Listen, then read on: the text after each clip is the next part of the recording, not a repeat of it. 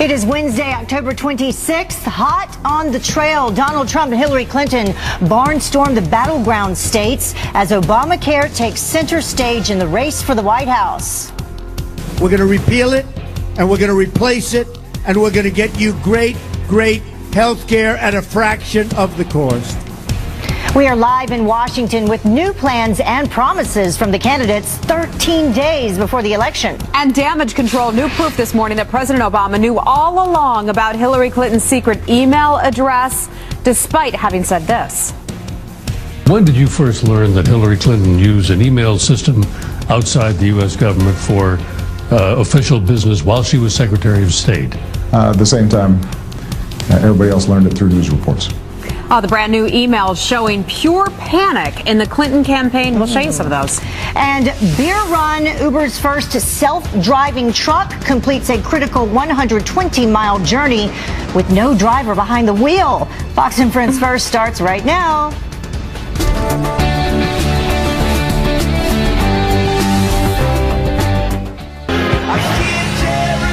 Though. Yeah, we begin with a race for the White House, roaring crowds greeting the nominees in the critical battleground state of Florida. And as Donald Trump starts vetting possible cabinet members, Hillary Clinton picks up a star-powered endorsement. Garrett Tenney live for us in Washington with the latest on the campaign trail. Good morning, Garrett. Good morning, Heather. And Heather, that's right. On the eve of her 69th birthday, Hillary Clinton got an early present with a visit to an Adele concert in Miami. And during the concert, the award-winning artist reportedly told the crowd, despite being British, the U.S. election affects her as well, and she is 100% behind Hillary Clinton. Earlier in the day, at a rally in Coconut Creek, Florida, Clinton told a crowd of supporters that democracy as we know it is at risk if Donald Trump is elected. After spending his entire campaign attacking one group of Americans after another, immigrants, African Americans, Latinos, women, POWs, Muslims, people with disabilities, now his final target is democracy itself. With less than 2 weeks to go till Election Day, both candidates are personally done with fundraisers so they can focus on the campaign trail. For Donald Trump, that also extends to his transition team, where he's reportedly scaled back some of the vetting efforts for his cabinet. And in Tallahassee yesterday, Trump continued to build on his contract with America and lay out his vision for the country. This election has so many things going. Number one, lower taxes, less regulation, and we get rid of Obamacare. We will be a rich nation again. But to be a rich country, we must also be a safe country. That's why my contract includes major investments in federal law enforcement efforts. And despite that endorsement from Adele, Hillary Clinton is getting some heat and having her fanhood questioned for being out of town while her hometown Chicago Cubs took the field for their historic Game 1 of the World Series. Heather and Heather. Yeah, we're going to talk a little bit more baseball a little later on. Thank you so much, Garrett. But let's talk about Obamacare first. Front and center on the campaign trail, both candidates quick to offer up promises to fix the health care law. That's about to see premiums spike nearly 25% next year. In some states like Arizona, there could be 116% hikes, and many people could lose coverage altogether. The news giving Donald Trump fresh ammunition. The GOP nominee telling a massive Florida crowd his first priority, if elected, will be to repeal and replace Obamacare. My first day in office, I'm going to ask Congress to put a bill on my desk getting rid of this disastrous law and replacing it with reforms that expand choice, freedom, affordability. You're going to have such great health care at a tiny fraction of the cost.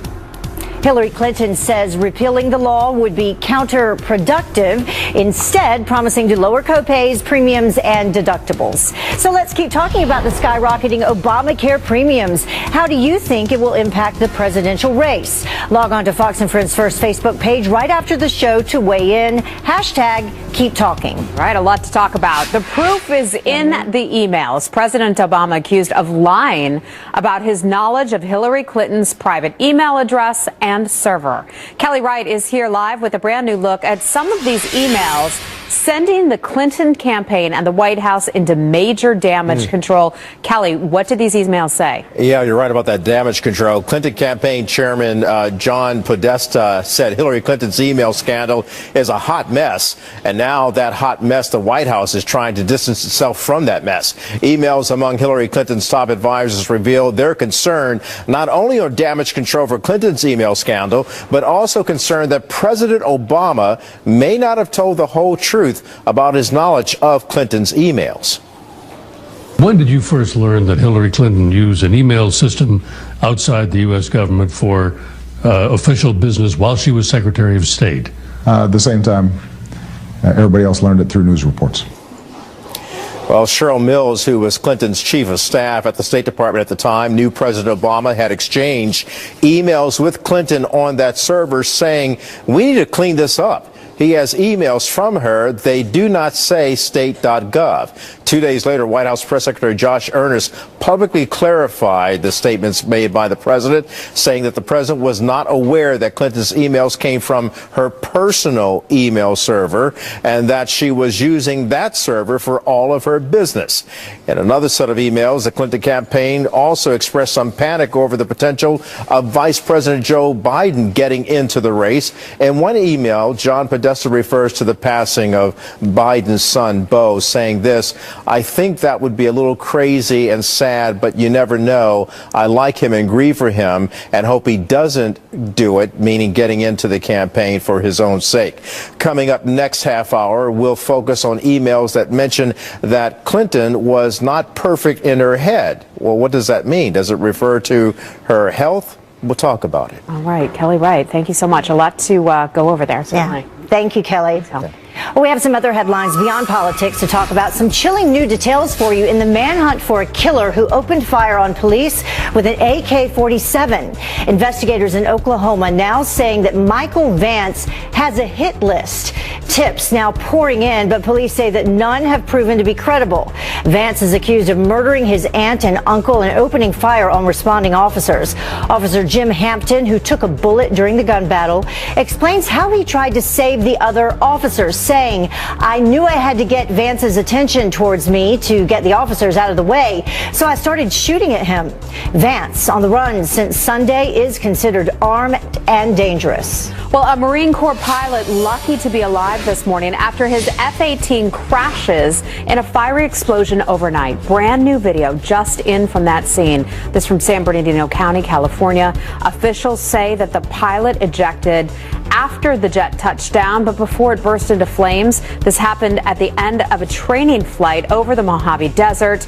The pilot, whose name has not been released, was taken to the hospital as a precaution. Glad to hear that he or she will be okay. Absolutely. Well, coalition forces expecting an even fiercer resistance in the quest to retake Mosul. You're looking at live at the battlefield. This is right now as an elite unit of the Iraqi army moves within a mile of the embattled city. Army General Joseph Votel makes a surprise visit to the front lines, becoming the senior-most military official to do so. He says that ISIS is running on borrowed time and their clock is running out.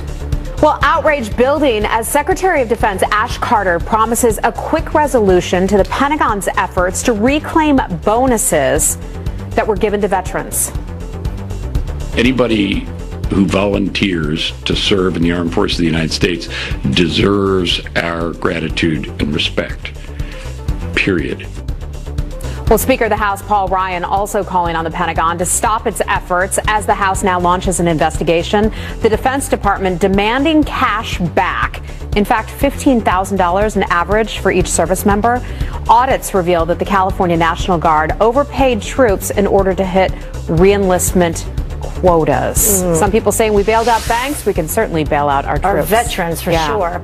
Well, Josh Brown's NFL career is likely over. The New York Giants releasing their kicker after he admitted to abusing his now ex-wife.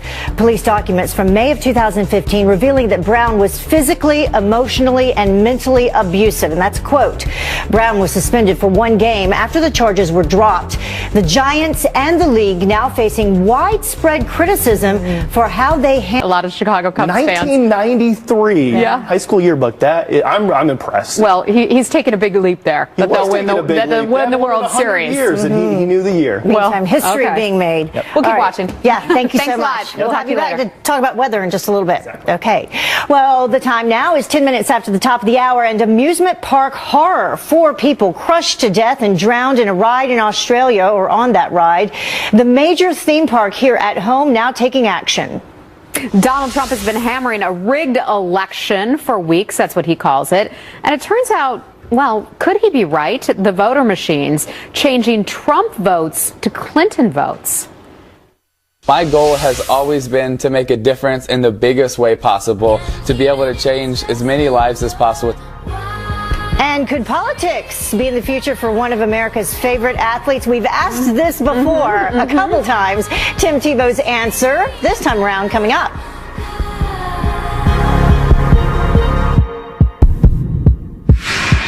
I said no one has to know what we do. His hands are in my hair, his clothes are in my room, and his voice is a familiar.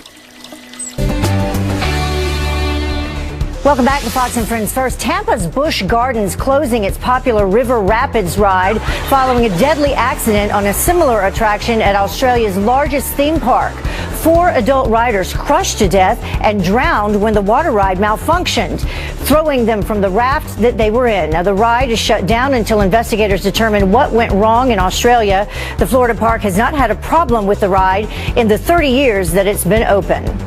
The largest passenger plane in the world forced to make an emergency landing when the entire flight crew suddenly gets sick. It's a British Airways flight, and it was traveling from San Francisco to London, forced to touch down in Vancouver. The pilot reporting toxic fumes in that cabin. All 25 members of that crew had to be rushed to the hospital, some reportedly passing out, but the reason why remains a mystery. The 400 passengers on board, no one got sick. We'll have to follow that story and bring you the latest on that. Certainly concerning. But meantime, a massive settlement reached between Volkswagen and hundreds of thousands of car owners. Yes, Cheryl Casoni from our sister network Fox Business is here now with how drivers can cash in, although the attorneys are going to get a ton of that money, not necessarily the customers. I know the lawyers always really do cash in. You're right on that one. Yeah, this federal judge handing down the settlement yesterday to 475,000 owners of those Volkswagen diesel engines. Remember the rigged engines, if you will, and the emission testing story that we've done for so many times. Well, this is a $10 billion settlement. That's the cost of Volkswagen. But this $15 billion settlement in total is really going to be good, we hope, for drivers. Now, which cars are eligible for the settlement? If you own a Jetta made between 2009 and 2015, a Volkswagen Golf made between 2010 and 2015, a Beetle 2013 to 15, go to that website. You can see it there, vwcourtsettlement.com, to get more information. Now, what can you get? What can you expect to get from the automaker? Well, a buyback or a fix. Everyone's going to get somewhere between $5,100 to $10,000, depending on what vehicle you own. And then owners also could be getting $12,500 up to $44,000. All of it depends on the car that you have, the age of the car that you have. Well, we talked about phones yesterday, which, by the way, I did not trade mine in yet. Get on it. Yes, but right now we're talking about something different with phones, and that's AT&T cashing in by invading our privacy. Yeah, there's another phone story. This one's not about exploding, but you might explode in anger when you hear about it. So back in 2013, it was first exposed that AT&T had a program called Hemisphere. Basically, the government pays them to access potential criminals. But folks say this is a violation of rights, civil rights. The government access to these telephone records includes locations, records some of the calls, and also, kind of gives you a sense of like where the calls are going, inbound, outbound. The problem here is that civil rights people say, look, they're making millions of dollars off of tracking our phones, even though they say it's to catch drug dealers is their biggest defense here. But many are kind of questioning this program and whether AT&T should stop it.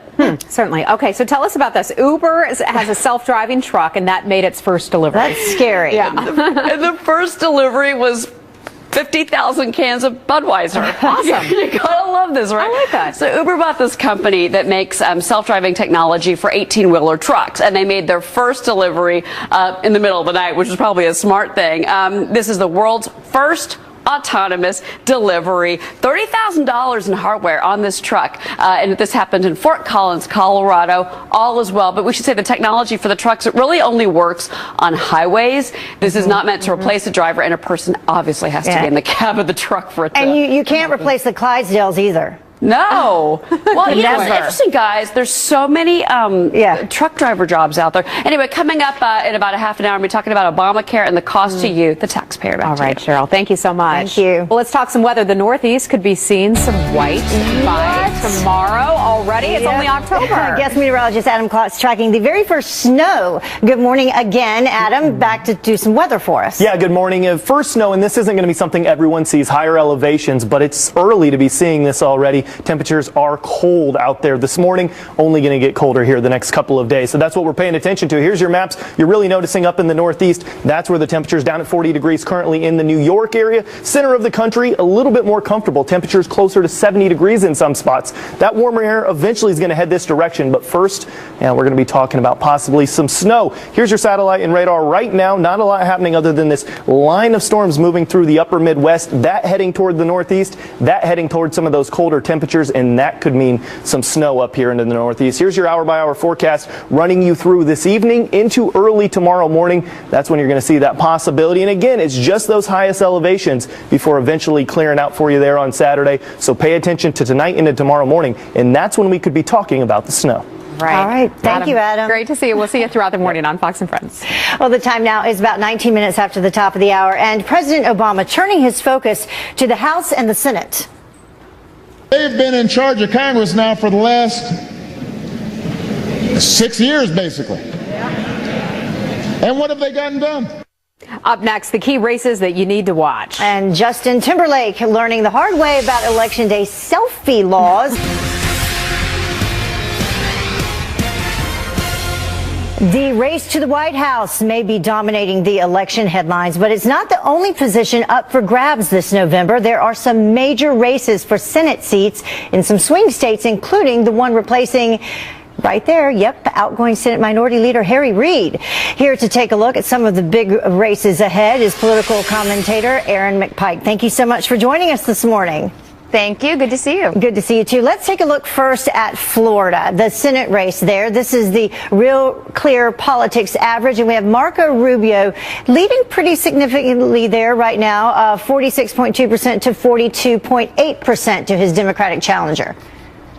Yeah, and look, Marco Rubio is doing really well in that race, and so the National Democratic Party is taking its resources out of that race and redirecting them to other states. Marco Rubio has a huge advantage already in terms of the amount of money he's been able to raise and the money he's spent so far. He's really outpacing that Democrat, who's very green. He's a much younger Democrat. He's about 33 years old, and so Marco Rubio looks like he's probably going to pull that one out. Maybe sending some of their resources to New Hampshire, where the Senate race is really tight. Kelly Ayotte right now with 44.8%, 45.6%. Her Democratic challenger, that is within the margin of error.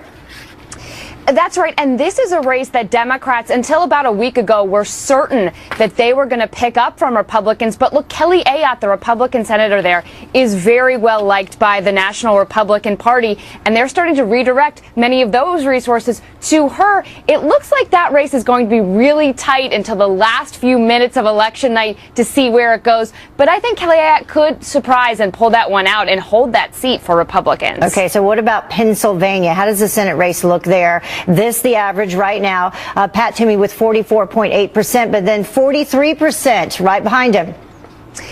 Very tight, and I'm surprised by this race because, of course, Hillary Clinton is leading in Pennsylvania in some polls by a double-digit margin over Donald Trump, and it's looking like voters are willing to split that ticket in Pennsylvania. Pat Toomey is a very conservative Republican, but he's really hanging on, and in fact, in the lead in many of these polls, it doesn't look as though Hillary Clinton is able to pull Katie McGinty, that Democratic challenger, over the finish line. It'll be a tight race, but I think that's one that Democrats are very nervous about. Doesn't look like they're going to be able to flip that seat. Now, the GOP think that this next state, Nevada, they will be able to steal a seat back from the Democrats. And looking at who's running there, 41.5% Joe Heck and 43.5% Catherine Cortez Masto.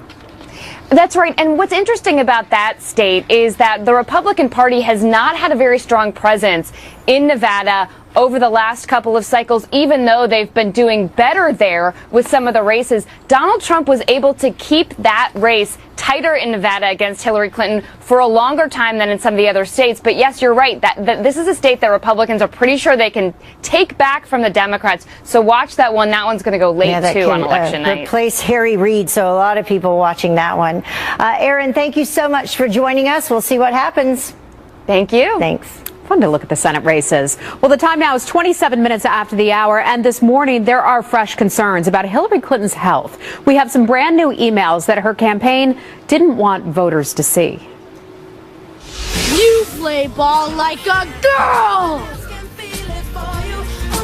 Oh, yeah, and you better not say that if you go to college in California. The PC police are now calling foul on phrases like a girl and man up. What will this come to next? We'll talk about this. Really? We'll be right back. Say October the 26th, hot on the trail, Donald Trump barnstorming the battleground states. The Republican nominee predicting victory in must-win Florida as he now focuses on the issues and lays out his vision for America. And new proof that President Obama knew all along about Hillary's secret email address, despite saying this. When did you first learn that Hillary Clinton used an email system outside the U.S. government for official business while she was Secretary of State? At the same time, everybody else learned it through news reports. Saying he knew about the email address, not the server. The Clinton camp and the White House now doing some damage control. Wow. And never lose your luggage again. The airline that's now offering an app to track your bags on a map. And it rhymes too. Yeah. Fox and Friends First continues right now.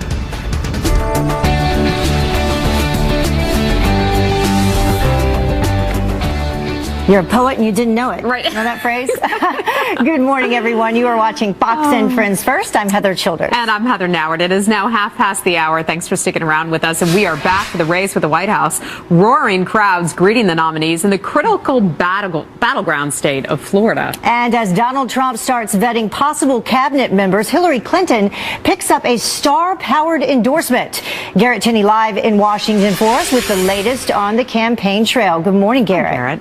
Heather, good morning to y'all. You know, the Clinton campaign has been very busy touting its lead in the polls in Florida.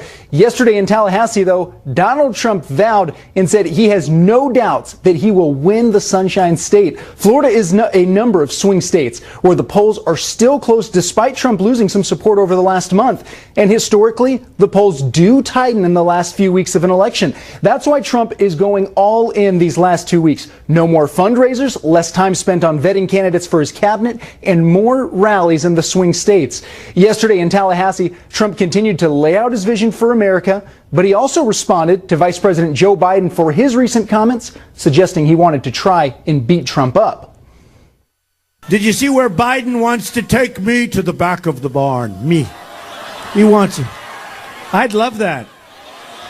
I'd love that. Mr. Tough Guy. You know when he's Mr. Tough Guy? When he's standing behind a microphone by himself. That's when he's...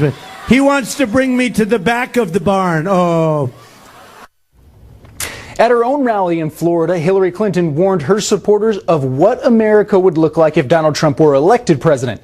And she argued that his talk of a rigged election is a threat to our democracy. He refused to say that he would respect the outcome of this election. In America, we don't say we're going to keep you in suspense about whether we will respect the outcome of an election.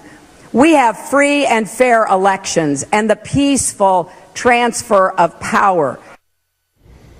And last night, on the eve of her 69th birthday, Hillary Clinton also got an early present in Miami, where she attended an Adele concert and received an endorsement from the award-winning artist, who said she can't vote, but she's 100% behind Clinton. Heather and Heather? Not sure if that'll sway anyone's vote there, but there you have it. A fun night for Hillary. All right, Garatani, thanks. Well, the proof, meantime, they say, is in the emails. President Obama accused of lying about his knowledge of Hillary Clinton's private email server.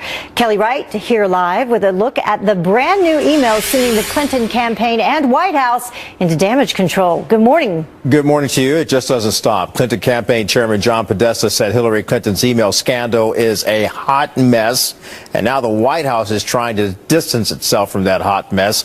Emails among Hillary Clinton's top advisors reveal their concern not only on damage control for Clinton's email scandal, but also concern that President Obama may not have told the whole truth and nothing but the truth about his knowledge of Clinton's emails. When did you first learn that Hillary Clinton used an email system outside the U.S. government for official business while she was Secretary of State? At the same time, everybody else learned it through news reports. And so Cheryl Mills, who was Clinton's chief of staff at the State Department at the time, knew President Obama had exchanged emails with Clinton on that server saying, we need to clean this up. He has emails from her. They do not say state.gov.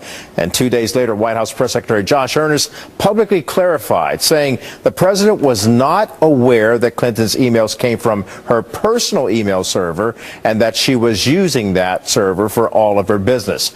And another question rising from emails were emails about Hillary Clinton's head due to concern about her health. We don't really know. We do know she had a concussion, and campaign chairman John Podesta asked Jennifer Palmieri in an email before Clinton's first Democratic debate in 2015, how bad is her head? Palmieri replied, don't know.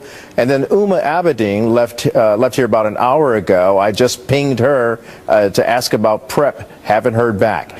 And then Uma Abedin writes before Clinton's appearance at a public event, writing this, she's going to stick to notes a little closer this AM, still not perfect in her head. Now, to be fair, it's hard to define what Abedin meant with all of that. Was she referring to a health matter for Hillary Clinton or trouble with Clinton grasping and remembering all of her talking points, which, of course, could cause someone to have notes prepared for them? Interesting stuff there. Yeah, a lot of really interesting stuff to consider. 13 No days. doubt more emails to come. Yeah. Thank you. Okay. Well, he arrested illegal immigrants sneaking across the Mexican border, and now Arizona Sheriff Joe Arpaio could go to jail for it. The top cop in Maricopa County, Arizona, now officially charged with contempt of court after prosecutors say he ignored a judge's order in a racial profiling case. Arpaio is running for an unprecedented 7th term and says the charges are an attempt to sabotage his campaign. A trial is now set for December. Appalling and despicable, that is how Pennsylvania Senator Pat Toomey described vandals who spray painted hateful anti-Republican graffiti on his neighbors' homes. The senator, who lives just outside of Allentown, is horrified by the messages, one of which reads, quote, look out, Toomey, you neo-Nazi Republicans. Toomey is running for re-election. His Democratic opponent, Katie McGinty, called the vandalism unacceptable. It's terrible, especially kids in the neighborhood have to see that as well.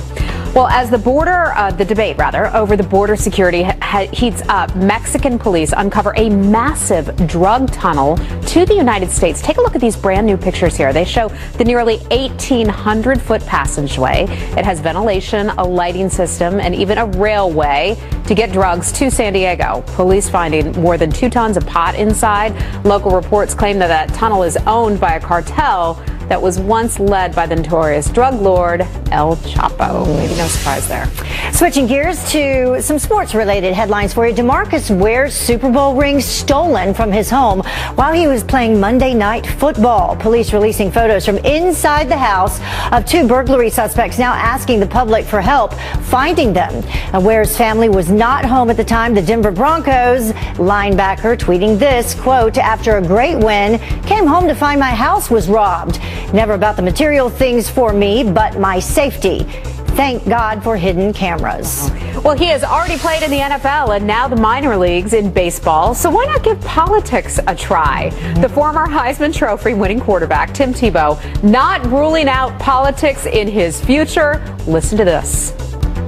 Well, for me, I really try to go after what is on my heart, what I'm passionate about at the moment, and politics could be something in my future one day. But if one day I feel like that's where I'm called to go, then that's what I'll do. I just don't know if that's the right road for me yet. Well, politics could certainly use a good man like him. Tebow now playing minor league baseball for the New York Mets, and we are happy to have him in New York City. Every time he asks that, he says, could be, down the road, maybe. Well, the time now is 20 minutes until the top of the hour, and a terrifying home invasion, the hunt for the man who broke into a sleeping woman's house in the middle of the night and attacked her. The whole thing caught on camera. And sticker shock, Republicans on a warpath after the Obamacare bombshell. How the premium spike will hurt your wallet. That's coming up next.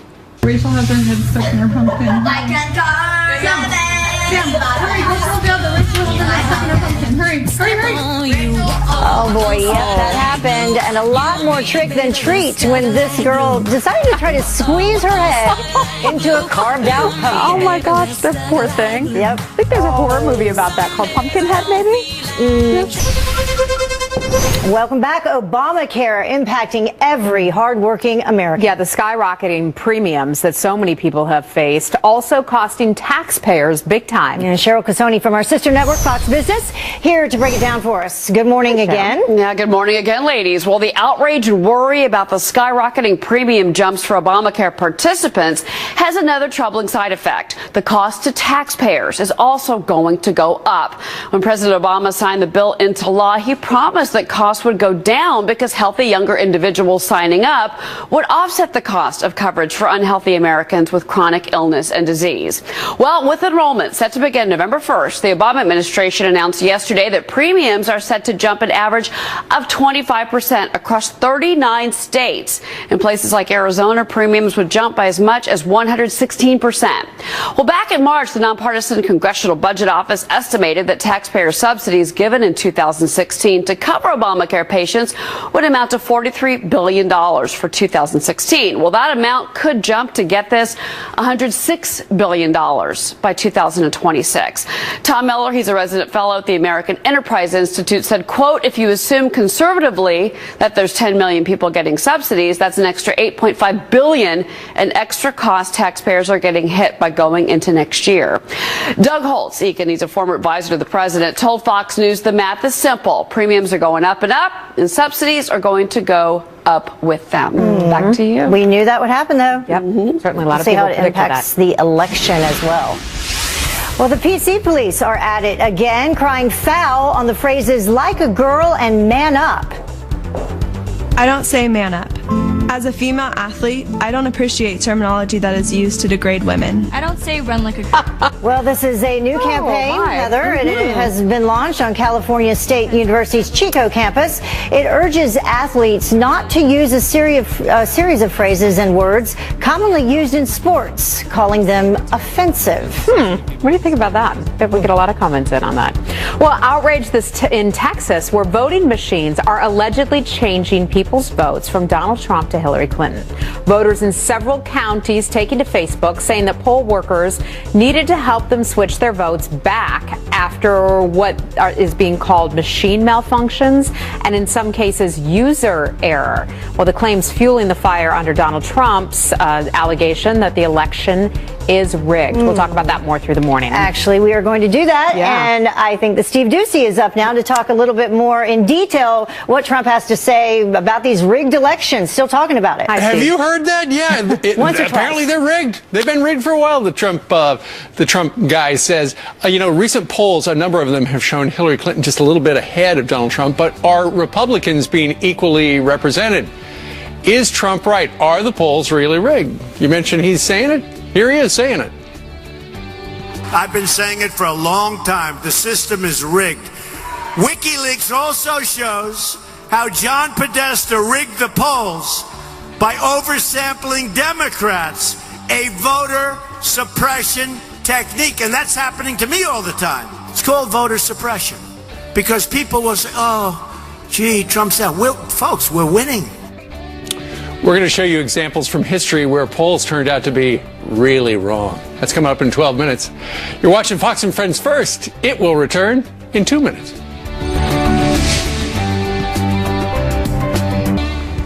Welcome back. Chilling surveillance video showing a violent intruder looking for a way into this home as a woman was asleep inside. Look at that. Police in Fort Worth, Texas, saying that the man was able to get through a window and then covered her mouth and tried to choke her.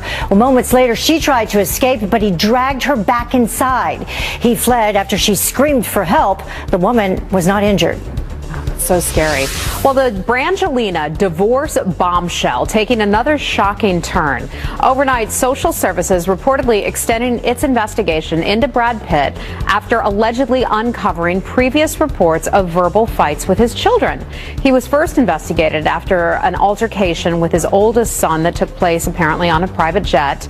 Investigators didn't find anything out of the ordinary, and that case was closed. Now investigators, we are told, will interview more nannies, friends, and family to see if the arguments are disturbing pattern rather, or normal bickering. They're going through a contentious divorce, and the kids, that's a big issue of contention.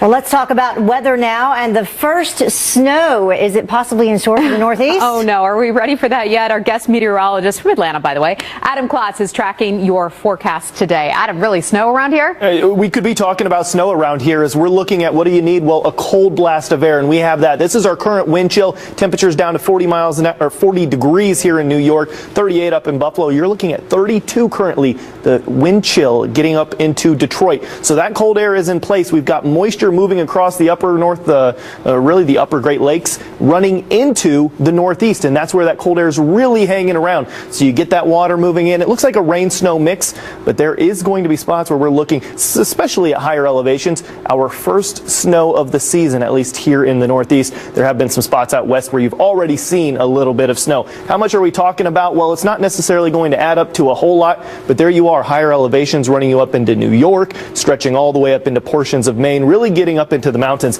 Those are areas where we're talking about snow working its way into the forecast area here through overnight tonight, and then of course early into tomorrow morning. All right, Adam, thanks. So I want to ask you about your socks today, because you have some red socks on, and some of our viewers have noticed that you're really into it. Yeah, yesterday you had on some NASA socks. NASA socks, yeah. So today? Today I got some, here they are, French fries. French fries. Yeah, that red is a French fry container. Interesting. Okay. Well, we have some responses from some of our viewers as well, Adam. And look at this. Amy from Georgia, which is where you're from, sent us this picture. She says, crazy sock day at Blackburn Elementary. Oh, how cute. And Thomas on Facebook saw your Georgia Bulldogs socks yesterday, or at least he thought they were. Thomas is also an SEC football fan, but he commented on Facebook, quote, it would be better if it was Florida State University. I bet you get a lot of those rivalries. Yes, we do. And George emailed us a new name for the show, Socks and Friends. What do you think? That would be Socks and Friends first. I think that's a great name. Okay, we'll see. I'll keep the socks coming. But I think we need a cat then for the show, if we're going to call it Socks and Friends, because that's a good name for a cat. Yep. All right, thank you, Adam. Yep. Fun. See you later. And the time now is about 6 minutes until the top of the hour. The best news, back to some of that you'll hear all day. Never lose your luggage again. The airline now offering an app to track your bags on a map. They lose my luggage. I don't lose my luggage. Oh, yes. Right? Let's get that one straight. Justin Timberlake learning the hard way about Election Day selfie laws. If you want to do this yourself, you need to check your local laws, so we'll tell you what you need to do. You'd get in trouble if you did this in Tennessee. And I suppose I should apologize to you as well. Okay.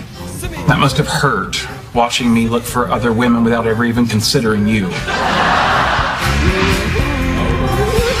Before you leave the house, here's what's happening today. Donald Trump holding a grand opening celebration at his new luxury hotel just blocks from the White House. And then he'll rally North Carolina voters while Hillary Clinton stays in Florida for her 69th birthday, by the way. And the House Oversight Committee launching an investigation into National Guard troops being ordered to pay back re-enlistment bonuses to the Pentagon. Secretary of Defense Ash Carter is promising a quick resolution. And it's Game 2 of the World Series tonight in Cleveland. The Indians shut out the Cubs 6-0 in Game 1. First pitch set for 7:08 Eastern Time. It's time now for the good, the bad, and the ugly. First, the good. Never lose your luggage again. Delta Airlines launching a new app to let passengers track their bags on a map using smartphones from the moment they get get in until they get them back. Next, the bad Justin Timberlake risks a brush with the law after he takes a selfie in a voting booth. The singer posting this pic to Instagram, where it is illegal to take pictures in the voting booth. Authorities say the controversial picture is not under review for now. Finally, the ugly, a Halloween pumpkin session turns into more of a trick than a treat for this gal.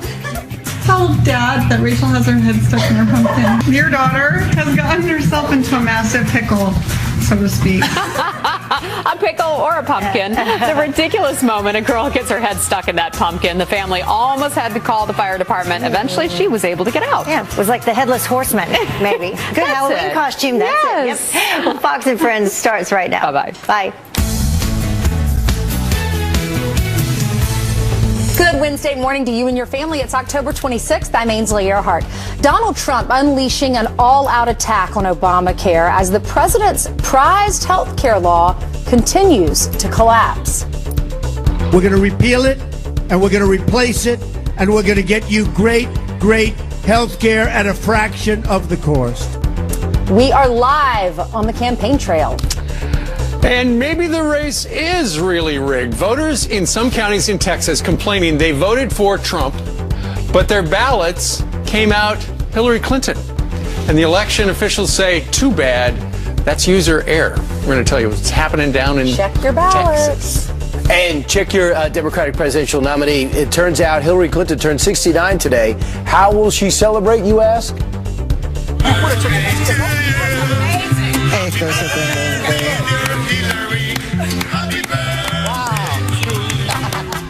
Looks like she's slightly overwhelmed, as you are, because you just realized, oh my goodness, Fox and Friends is about to start, and I have no clothes on, and your mornings are better with friends.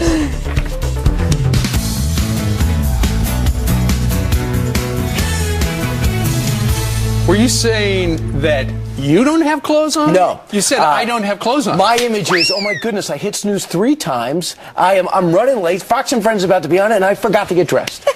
So you're thinking for the people actually watching out in TV land. My image is always people in their homes. I don't just look at the crew. And you imagine them naked. Every day. I imagine them scrambling to get ready, right? I like the haircut. Thank you very much. Congratulations. It'll eventually grow back. All of them. I'm just trying to look a little bit more mature. It worked. You look great. Thanks. Indeed. And listen, we got a big program today. We are just 13 days away from the election, and the hot topic on the campaign trail today, the rising Obamacare premiums. Donald Trump is vowing to repeal and replace Obamacare on day one. Hillary Clinton saying she will, quote, tackle the problems without saying who will pay up. And we have team coverage right now. You want proof? Watch this. Bring out your Mike Emanuel card. We have him. He's a senior political correspondent. He's following the Clinton campaign. At least we asked him to. And we begin, though, with somebody else. His name is John Roberts. He's also got a great title. I forgot it. Here is John. Brian, good morning to you. And good morning to you, too, Ainsley and Steve. We're out in front of the old post office on Pennsylvania Avenue here in Washington, D.C. It's Donald Trump's latest hotel project, and he likes to say it's an example, a metaphor, for what he would do if he was elected president. He finished it a year ahead of schedule and under budget. It's its grand opening today. Yesterday on a swing through Florida, and he's been there for 3 days, taking on the looming fiasco that Obamacare is becoming, now that the Obama administration has acknowledged that people who are enrolled in Obamacare could be facing double-digit increases in their premiums. Donald Trump says, as bad as the administration says it's going to be, don't believe them for a moment, because he claims it'll be much worse. Listen to what he said in Tallahassee. And everybody's going to be going up like that. They gave a number of 25% average. They know that's not true. They wanted to try and get out of, get in front. They know that's not true. It's much more. You're going to have 60, 70, 80, 90% increases in Obamacare. We're going to repeal it, and we're going to replace it, and we're going to get you great, great health care at a fraction of the cost. And Donald Trump said over the weekend in his speech in Gettysburg, his contract with the American voter, that he would begin that process the day that he steps into the Oval Office. Trump also taking on the latest WikiLeaks revelations that emails suggest that Barack Obama knew that Hillary Clinton was using a private server and knew about it long before he says he became aware. Here's Trump in Sanford, Florida yesterday. Cheryl Mills, Clinton's chief of staff, the State Department, replied, quote, listen to this, we need to clean this up. He has the emails from her. They do not say state.gov. They don't say it. Mills was saying Obama. He had to know that Hillary was using an illegal server. And some evidence that Donald Trump's swing through Florida may be having a bit of an effect. Look at this latest Bloomberg poll. In a four-way race, Donald Trump now leads Hillary Clinton 45-43. In a two-way race, it's 46-45. Today, he's heading to Charlotte, North Carolina, and Kinston, which is east of Raleigh, after he opens the old post office. And Brian, you were calling for things to come up on the screen. We can do that, too. Here's my title. Please emblazon that in your brain. Okay. Fox News. Never forget it. Pop it in. Okay, there it is. Fox News. Thank you. You've called me the national senior correspondent. You've called me Joe. You've called me Mike. Right. Are you getting enough sleep, Brian? Of course I don't get enough sleep. You know what it's like to do this morning show. Are you drinking again? A margarita before bed? There was never John. Maybe we're celebrating Hillary's birthday. Right. Okay. Absolutely. There's never been a gap in my drinking. I've never slowed down. But you are the senior national correspondent if you're listening on radio. John, I apologize. No problem, Brian. There you go. Thank you very much, John. That poll's incredible. Down in Florida, now he's up 45, and what would she have, 43? We have seen so many swings. Listen, folks, it's not over till it's over. Meanwhile, Mike Emanuel joins us from the Palm Beach area. He's in Lake Worth today. Good morning to you, Michael. Steve Ainsley, Brian, good morning to you. The news premiums on Obamacare for mid-level health plans would jump on average 25%, has put Hillary Clinton on defense in the final days of this campaign. Take a look at this map. The states that are dark colored, Arizona, Oklahoma, Tennessee, and Minnesota, individual rates on Obamacare are expected to jump more than 50%. Illinois and West Virginia are in the next category, Obamacare jumping 40 to 49%. Clinton has called for fixing what is broken with the health care law and keeping what is working, but the Democratic nominee isn't saying who will pay for fixing it. So we're going to really tackle that. We're going to get copays and premiums and deductibles down. We're going to tackle prescription drug costs. And we can do that without ripping away the insurance that people now have. This will be day two of Hillary Clinton's swing through Florida, making stops here in the Palm Beach area, also in the Tampa area, the critical Interstate 4 corridor. 29 electoral votes up for grabs in the Sunshine State, and so both the Clinton and Trump campaigns are investing heavily in terms of time and energy trying to win here. With Obamacare rates jumping, it'll be interesting to see.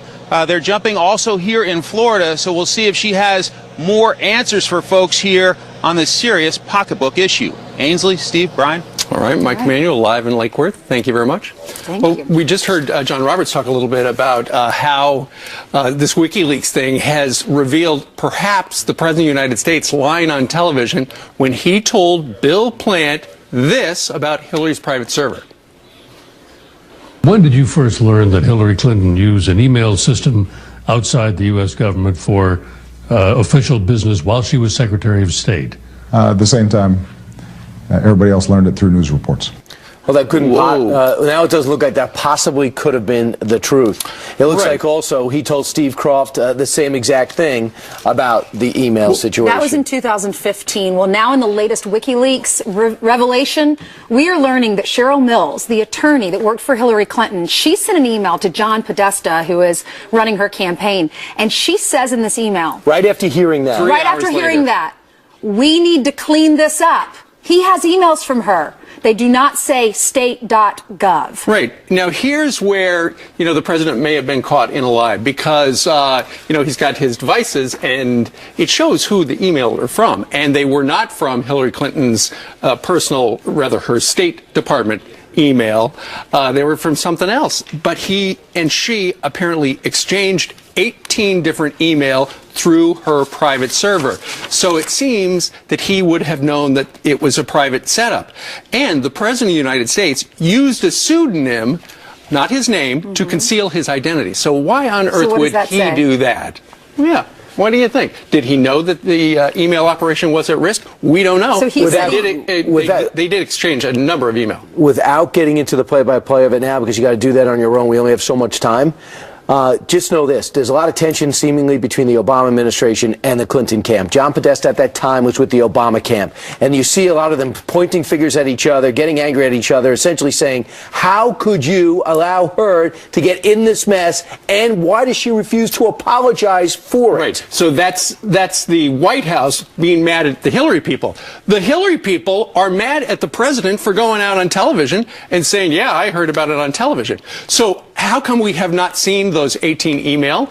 Well, the conversation behind the scenes was, if we say executive privilege, that's going to smell like Watergate. So instead what they did was they said that the president would instead withhold the email to protect the president's ability to receive unvarnished advice and counsel, and they will be released in the proper form, which means 5 to 12 years after he leaves the office, which really doesn't help us. Well, Donald Trump keeps saying that this election is rigged, that the mainstream media is in the back pocket of Hillary Clinton. And there's a great example of that. Yesterday, she was on Univision, and her birthday's today. So instead of talking politics, instead of addressing questions about these email leaks, she's there on Univision. They roll out a birthday cake, and she's dancing and singing and dancing the salsa.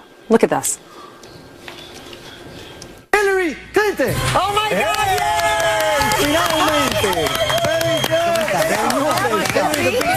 Tequila of the You've done it with vodka, but you have to do it with tequila. Ay, Dios mío. Wow, look at that. Miren esto. Obviously, you don't have to drink it now. I know, but look what happens. Look what happens if you drink too. Do you think we should try? I think so. I would love to see that.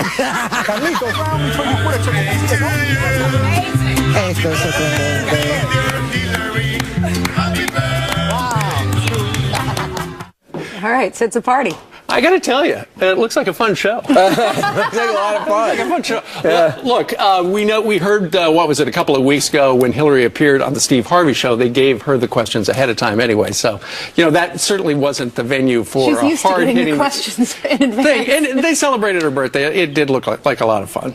Yeah, well, see if anyone's going to ask her a serious question or she's going to sit down for a serious interview. She feels like she is ahead and gliding to a major victory. You're right. I'm not sure if she saw the post, she'd feel the same way. Heather Nauert's here. Talk about gliding. She just glides into her position. That's right. Good morning. Smoothly run like down a hoverboard. You're a human hoverboard. That's right. I forgot about those. Yeah, they go on off fire. the market now, right? Okay.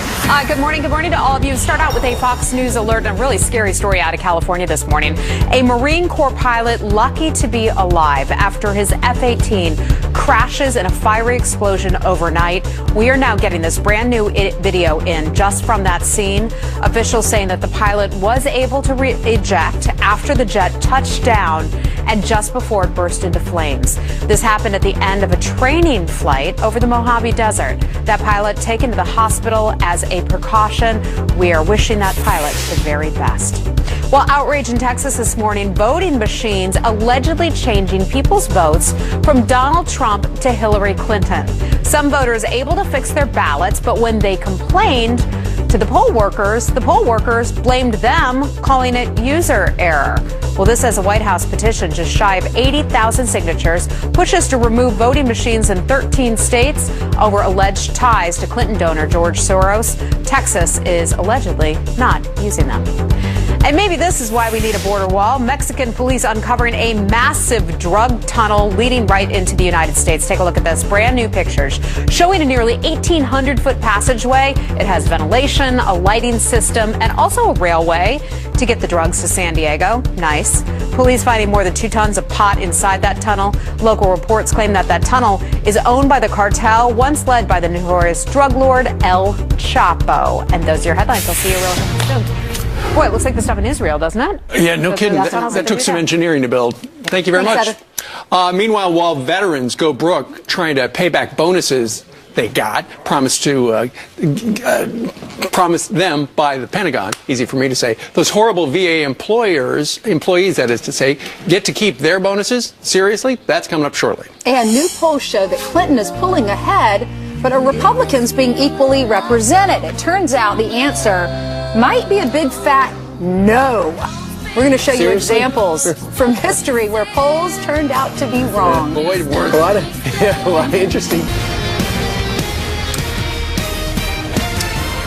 Well, we are just 13 days away from America choosing our next president. And according to the polls, Hillary is in front a bit. Mrs. Clinton has a very slim lead in the very latest Investors Business Daily tracking poll, which last time was very accurate. While the latest CNN poll shows the former Secretary of State ahead by a comfortable margin. However, Donald Trump out on the trail telling his followers don't believe the poll numbers because the system rigged. The system is corrupt, folks, and I've been saying it, it's rigged. I've been saying it for a long time. The system is rigged. WikiLeaks also shows how John Podesta rigged the polls by oversampling Democrats, a voter suppression technique, and that's happening to me all the time. It's called voter suppression because people will say, oh, gee, Trump's out. Folks, we're winning. We're winning. We're winning. So does Trump have a point? Here to weigh in is Kelly Riddell, Deputy Opinion Editor at the Washington Times. Kelly, good morning to you. Good morning. Okay, what do you make of what he's saying? Is that voter suppression? Mainstream media saying, show's over, go home, don't vote. Well, I think that there's a lot to that, and you really got to look into these polls to see where the biases are. With the ABC Washington Post poll, which was such a shocker in the fact that that Hillary Clinton was up 12 points, one of the things that they do when they screen out likely voters, they make sure that you voted before, that you're registered, that you know where your polling place is, that you've been following the race and can ask critical questions. This screens out a lot of Trump supporters, and the fact that a lot of Trump supporters are first-time voters. They haven't voted before. They're apolitical. The other thing this Washington Post ABC poll did was it oversampled the Democrats by 9 points over Republicans. Now, Democrats are usually oversampled by not that wide of a margin, and they also undersampled independents, which you know, late deciding voters usually flip towards a challenger, which would be Donald Trump. Right, Kelly, we got some examples. Reagan versus Carter in 1980. A week or so before, Carter was actually up by like 8.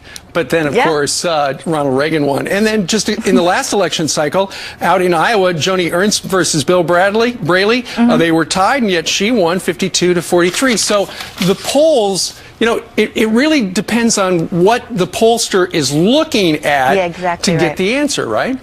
Exactly right. And so you really got to look at how many Republicans they're polling and how many independents they're polling, and then how they're screening likely voters.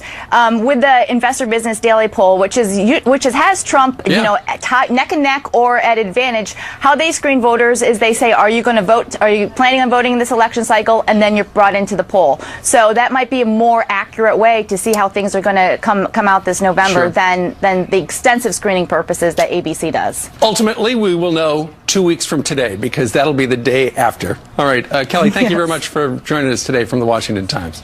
Thank you. You bet. All right, what do you think about that? Email us. Meanwhile, ever wanted to secretly identify fellow Trump supporters in the crowd? Meet the veteran using World War II technology in a brand new way to find like-minded Trump voters. All right, some quick headlines now. A British Airways flight forced to make an emergency landing in Vancouver, Canada because of toxic fumes aboard. The entire crew suddenly getting sick on the flight from San Francisco to London. All 25 rushed to the hospital. None of the 400 passengers, though, got sick. And Tampa's Busch Gardens closing its popular ride, River Ride, Rapids Ride, after a deadly accident on a similar attraction at an Australian theme park. 4 adult riders killed when the ride mysteriously malfunctioned yesterday. The Florida ride is shut down until investigators determine what went wrong in Australia. Nothing wrong with Ainsley. There is nothing wrong with me. I'm in a great mood today. Thank you, Brian. Click for America, a device used by U.S. soldiers during World War II, is getting a modern-day reboot. It was called the Cricket in World War II. It was used by the paratroopers when they would come down and go on the ground amongst enemy fire. They used these to identify their comrades without exposing themselves to enemy fire. It is now an app, and it is aimed at uniting Trump supporters. Here to tell us more is the man behind the invention, Army veteran and founder of the app called Click Together, Major John Ross. Major, thank you for being with us, and thank you for serving our country. Well, thank you for having me. Well, good. So tell us about this app that you have developed at the ripe old age of 77. Or ripe young age, I should say. Yeah, well, you're a wonderful lady. Besides being beautiful, you're smart. I just love that you're in your 70s and you're developing an app. I think that's so cool. Tell us about your app. Well, we've got to do something for this country. That's right. We've got to get it to click together. because we're very fragmented. And I looked at this, and I looked at all the different things that have taken place. And I said, where have we had a problem with security or, a tipping point in our times? And one of them was brought out by Brian's book, Crossing the Delaware. Had Washington not made it, we'd be English maybe. And then at Normandy, when they dropped in, had Hitler released those 2 armored divisions, we might be speaking German. Oh. Well, those are 2 very critical times. So I looked at that, and I had seen the show, The Longest Day, and they used it in that. And I found one of them up at Fort Bragg, North Carolina. And I said, okay, this is a good way to let's click together. So what does the cricket that you're holding in your hand that paratroopers use to signal each other when they were in enemy fire, what does that have to do with your app and bringing Trump supporters together? I felt like we're so fragmented, we need to get together. We need to click together for patriotism. United States was very, very united in World War II. And we clicked together at that time.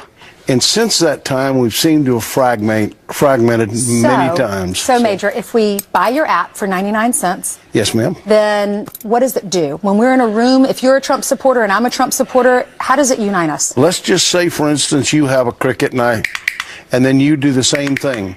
Then you know that those 2 people are, in fact, together. How successful is it? Clicking together. Pardon me? How successful is it? Do you have a lot of people? Well, I don't know. I've had difficulty getting it out. Until today?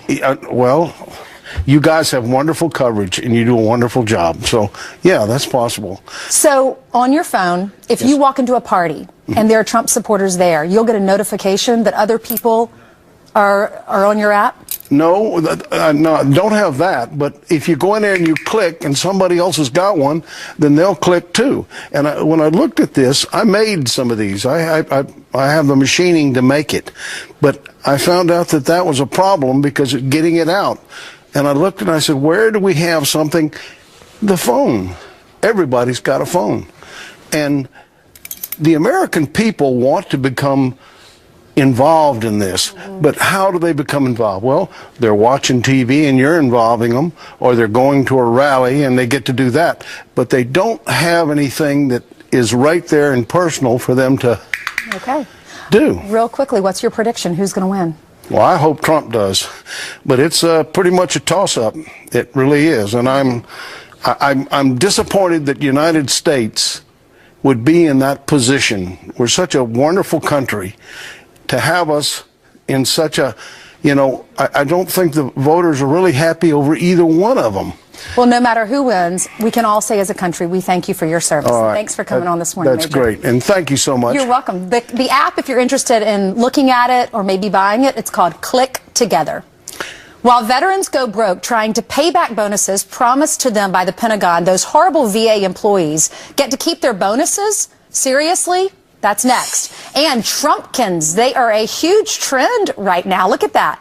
And now he's got some friends. The hilarious Halloween fun just in time for the election coming up next. But first, we want to wish a happy birthday to Keith Urban. If you've never seen him in... Halloween, this is Halloween, this is Halloween. This is your shot of the morning. Remember the woman who made this Donald Trumpkin last year? Yeah. Not really, but, well, she's bringing her pumpkin posse this Halloween. It's Jeanette Perez. She's from Dublin, Ohio, and she made Vladimir Putin and Hillary Clinton pumpkins. Hold on, let me see. Perez says she has a nonpartisan porch and couldn't make just one this year. Trick or treat! Nice. Very nice. That also prevents graffiti and violence and smashing of the pumpkins, which is a great band. It makes everyone happy if you have a nonpartisan porch. Exactly. All right. It is I now. can't wait to see the Jill Stein pumpkin.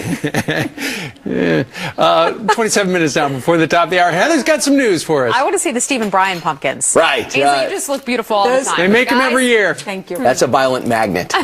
All right. Good morning.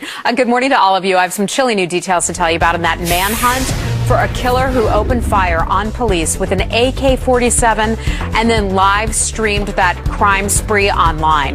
The search continuing to ramp up in Oklahoma. Investigators now saying that Michael Vance has a hit list, and the tips are now reportedly pouring in. But police say those tips have not proven out to be credible just yet. Vance is accused of murdering his aunt and uncle and then opening fire on officers who responded. Officer Jim Hampton taking a bullet during the gun battle. He says his main concern was saving his fellow officers' lives. He said, quote, "I knew I had to get attention towards me and get the officers out of the way, so I started shooting at him." Vance has been on the run since Sunday. He is considered armed and dangerous. Please call police if you've seen him. Well, thousands of our nation's heroes now forced to pay back those bonuses we've been telling you about, while high-ranking employees at the Department of Veterans Affairs get to keep theirs. Hundreds of thousands of dollars have been paid out to employees who admitted manipulating and mishandling veterans' care, but the VA won't ask for that money back. Right now, the Pentagon wants National Guardsmen to hand over overpaid bonuses from a decade ago. It's an average of $15,000 per service member, by the way. The Secretary of Defense, Ash Carter, is promising a quick resolution. We will keep following that story. And take a good look at this guy. Chilling surveillance video shows him breaking into a home in Fort Worth, Texas, as the woman inside that home slept. The woman who fell asleep watching the show, a stranger in the house. How frightening is that? And watch her right there as she comes upon that man. She woke up to a real-life nightmare. Police saying the guy crept in through a window, covered her mouth, and then tried to choke her. She tried to fight off that guy, but he escaped. He dragged her back inside. He fled after she started calling for help. Terrifying.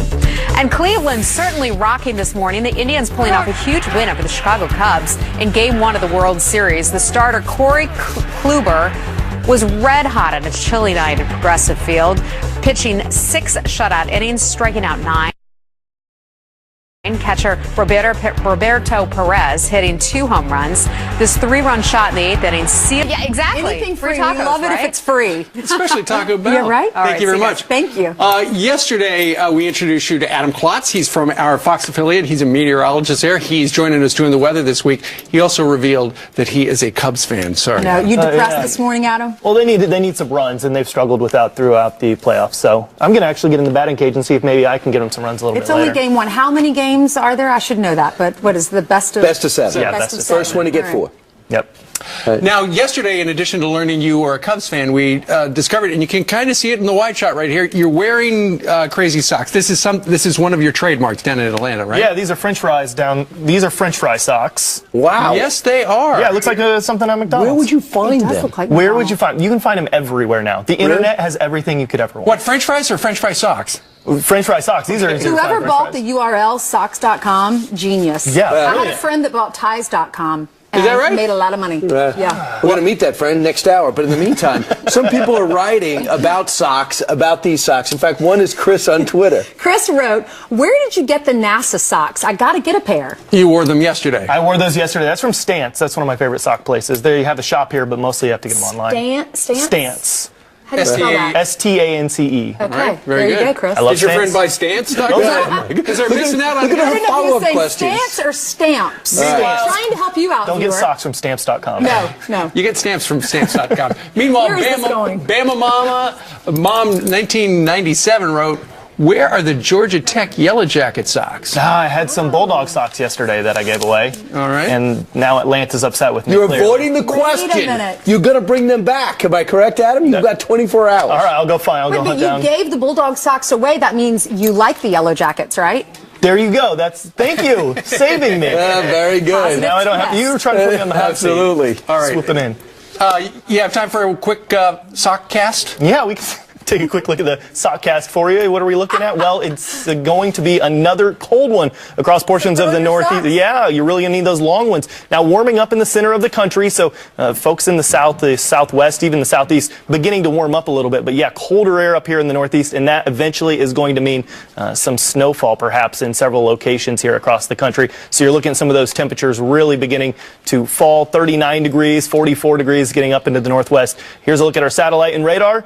Yeah, there's some snow in the center of the country, and if we take a quick look at our futurecast, that is when you're going to see really tonight, running you into tomorrow, some of the first snowfall, really just higher elevations.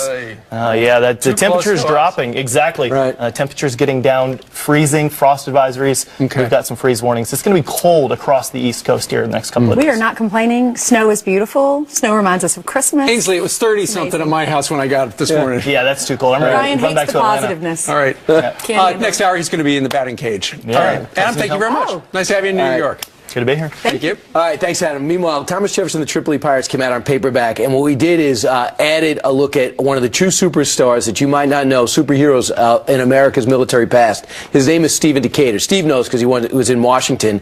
He was going to be president until he was taken out in a duel. He was in 4 wars and just impressed everybody he met. He was the man. So we thought we'd take a look, walk through what is a now museum, the Decatur House in Washington. Watch.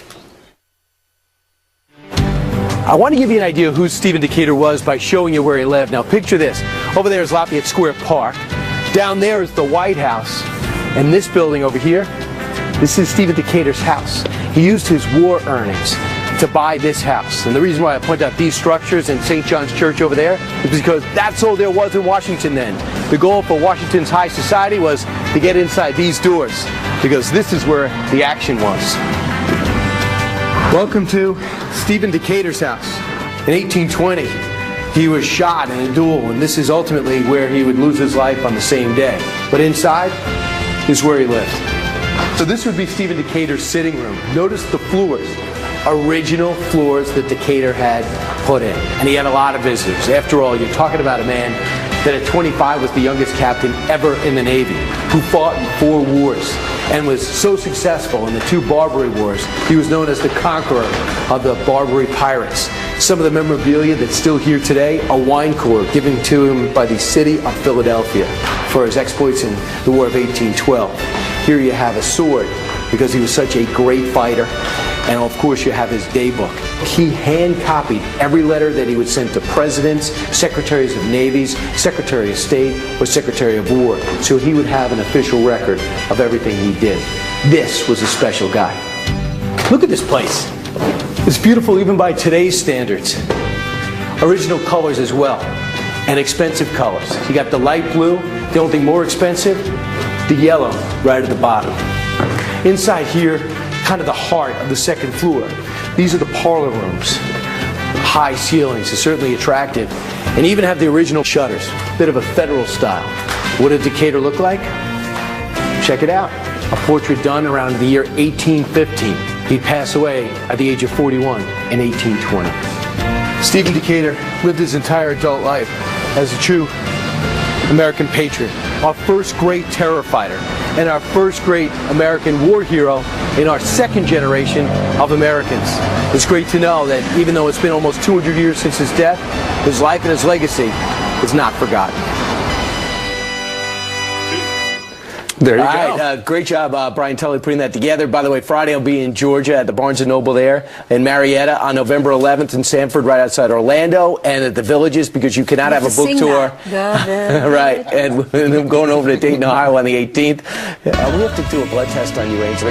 December 9th, Jacksonville. Blood test. Just to see what you're on. I love that story. I think that's awesome because it's giving us a piece of history. Can we tour that house if we go to Washington? You can, just knock. There's people inside. Not anymore. Is Brian suggesting we should all have blood tests before we have debates now? Yeah, absolutely. All right. Let's move ahead. That was interesting. Good job. Thanks for going down to Washington. It was fun. Eye-opening. Congratulations on the book, Brian. All right. Coming up on this Wednesday, a community putting its foot down, voting to block incoming Syrian refugees. Should other cities do the same thing? A member of the Board of Trustees joins us live, coming up next. And could this selfie put Justin Timberlake in the slammer? About time. Carly Shimkus is here with the top trending stories of the morning. Lock them up. Lock them up. Heightened security concerns now forcing leaders in one Detroit suburb to ban Syrian refugees from their community. A move that's the town can't legally block those resettlers. So why do it? Joining us now is the clerk of Waterford Township and member of Board of Trustees. Her name is Sue Camilleri. Thank you so much, Sue, for being with us this morning. Oh, you're welcome. Thanks for the invitation. Why was it important for you guys to pass this resolution?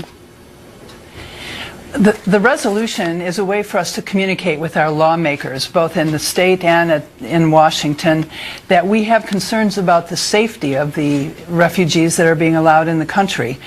We don't object to the refugees per se. We just want to be sure those who are allowed in don't have bad intentions. Sue, have you had a negative interaction with any of these refugees? Have they clashed with any residents? No, they haven't. In fact, Waterford, I found out at the board meeting Monday night, only has 3 resettled Syrian refugees. And we're in Michigan. We're very close to a large Middle Eastern community. In Dearborn, 30 miles away. Yeah, in Dearborn, yeah. And we aren't hearing any bad news there. These are people who have settled peacefully, and we just want that trend to continue. But we had a presentation at our board meeting a couple weeks ago by our congressman who said that he was told by Homeland Security that these refugees weren't being vetted properly, and it raised a concern. And that's why we adopted this resolution, to transmit this concern to our lawmakers. You know, a lot of people around the country feel the same way that your township does, Sue, and I'm sure they're curious to find out how they can do the same thing. Will this actually stick? Because it's the federal government that is putting these Syrian refugees in different communities, and you're a township passing a local resolution. Right. As I said, this is mostly a communication device. It carries no power of law. It's just a way for us to share with our legislators the way that we feel in Waterford. Got it. Yeah, we'll see what happens. So a lot of people have the same concerns when they see what's happening in Germany, France, and especially in Belgium. They say, we do not want that to happen here, and people aren't showing up with driver's licenses as they run for their lives out of Syria. We don't know what their intention is. Sue Camilleri, thanks so much for sharing your concern, because it reflects a lot of people's concern across the country. Thank you, Sue. You're welcome. Thank you. Could this selfie put Justin Timberlake in the slammer? Carly Shimkus is here with the top trending stories of the morning. There she is. Come in here, our friend. She wants to jail Justin?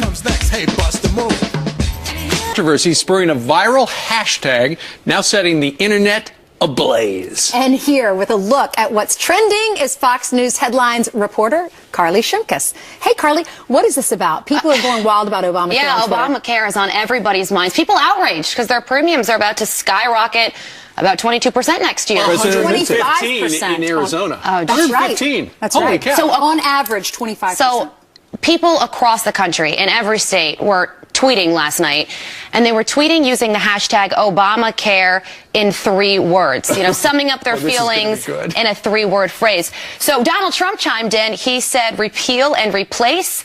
Senator Ted Cruz also used a 3-word phrase. He said every promise broken. Ooh, that's a good one. And then, of course, normal folks like you and me also were writing. Matt on Twitter called it the craziest thing, kind of echoing Bill Clinton, who called Obamacare the craziest thing in the world. Dan also called it the biggest scam ever. And Hale called Obamacare in 3 words, affordable never mind. So we'll see what actual political damage is done to the president, who every time something goes wrong, his ratings seem to go up. Meanwhile, the most famous person who is voting in Memphis, Tennessee this past week, Justin Timberlake. And he made a bit of an oopsie. He took this selfie while he was casting an early ballot in Tennessee, and he posted it on Instagram to try and encourage everybody else to vote. What's the problem? Well, unfortunately, it is illegal to take pictures in voting booths in Tennessee, with a penalty that could include up to 30 days in jail and a $50 fine. So there was a rumor going around online last night that he was headed to the slammer. What are they going to do about it? Are they going to arrest him? No, the district attorney said that they're not going to file any charges. She's like, I got too much on my plate. So he's on the loose right now? He's on the loose? He is a fugitive on the run. There needs to be some sort of a lyric we can throw in here. Do you know any of his songs? What is the name of the boy band he's in? Because he became an adult. Is he still in that band? NSYNC. He was in NSYNC. What are you stuck He's in out of the year 2000? I'm pretty sure. I consider him a boy band Is musician. Wanted, Dead or Alive a little too strong? Not his song. A little Bon Jovi-ish. Yeah. Right on the nose.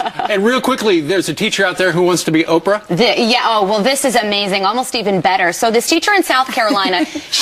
I didn't know she was in South Carolina. Yes. I love her. Kindred spirits. She is raising money to buy all 650 students at her school, where many of the students come from low-income families, a bicycle for Christmas. Oh, my goodness. So she has a GoFundMe page called Every Kid Deserves a Bike. That's and great. so far, she's raised about $30,000. Do you know where in South Carolina? We need to contact her and tell her we'll help her. We absolutely do. Because we need to say, and you get a bike, and you get a bike, and you get a bike. We'll use her Find a Phone app, and we'll find her. Okay? Very good. You need her password. Yes. For that. All right. Good job, Carly. We'll see you on Thank Channel you, Carly. 115 on Sirius. Thank you. Meanwhile, straight ahead on this Thursday, establishment Republicans say they're the voice of reason, but a new poll says voters trust Donald Trump more than House Speaker Paul Ryan.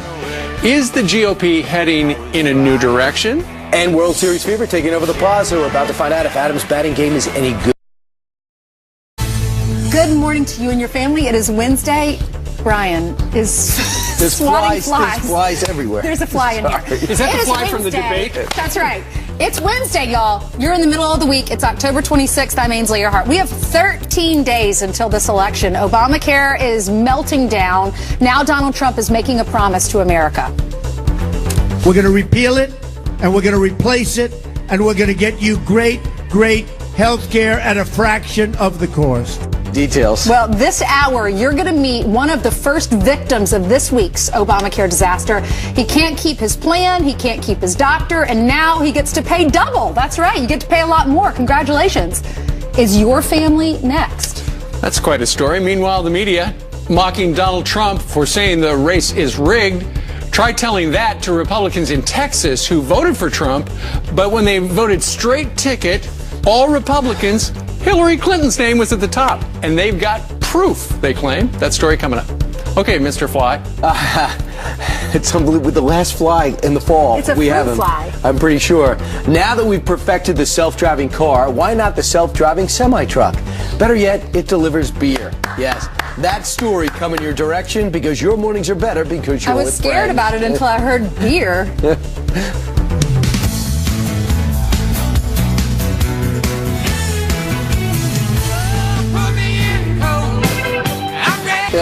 As we are just 13 days away from Election Day, and all eyes now are on Obamacare, if Donald Trump had anything to say about it. Well, Donald Trump is using the failing program to highlight his own plans while he's vowing to stop Hillary Clinton from a health care takeover. And he's got to feel good about his ratings now in Florida. The polls are coming in. Fox News senior national correspondent John Roberts is live outside the Trump International Hotel in Washington, D.C. with the details because it's a big day for the Trump organization, too.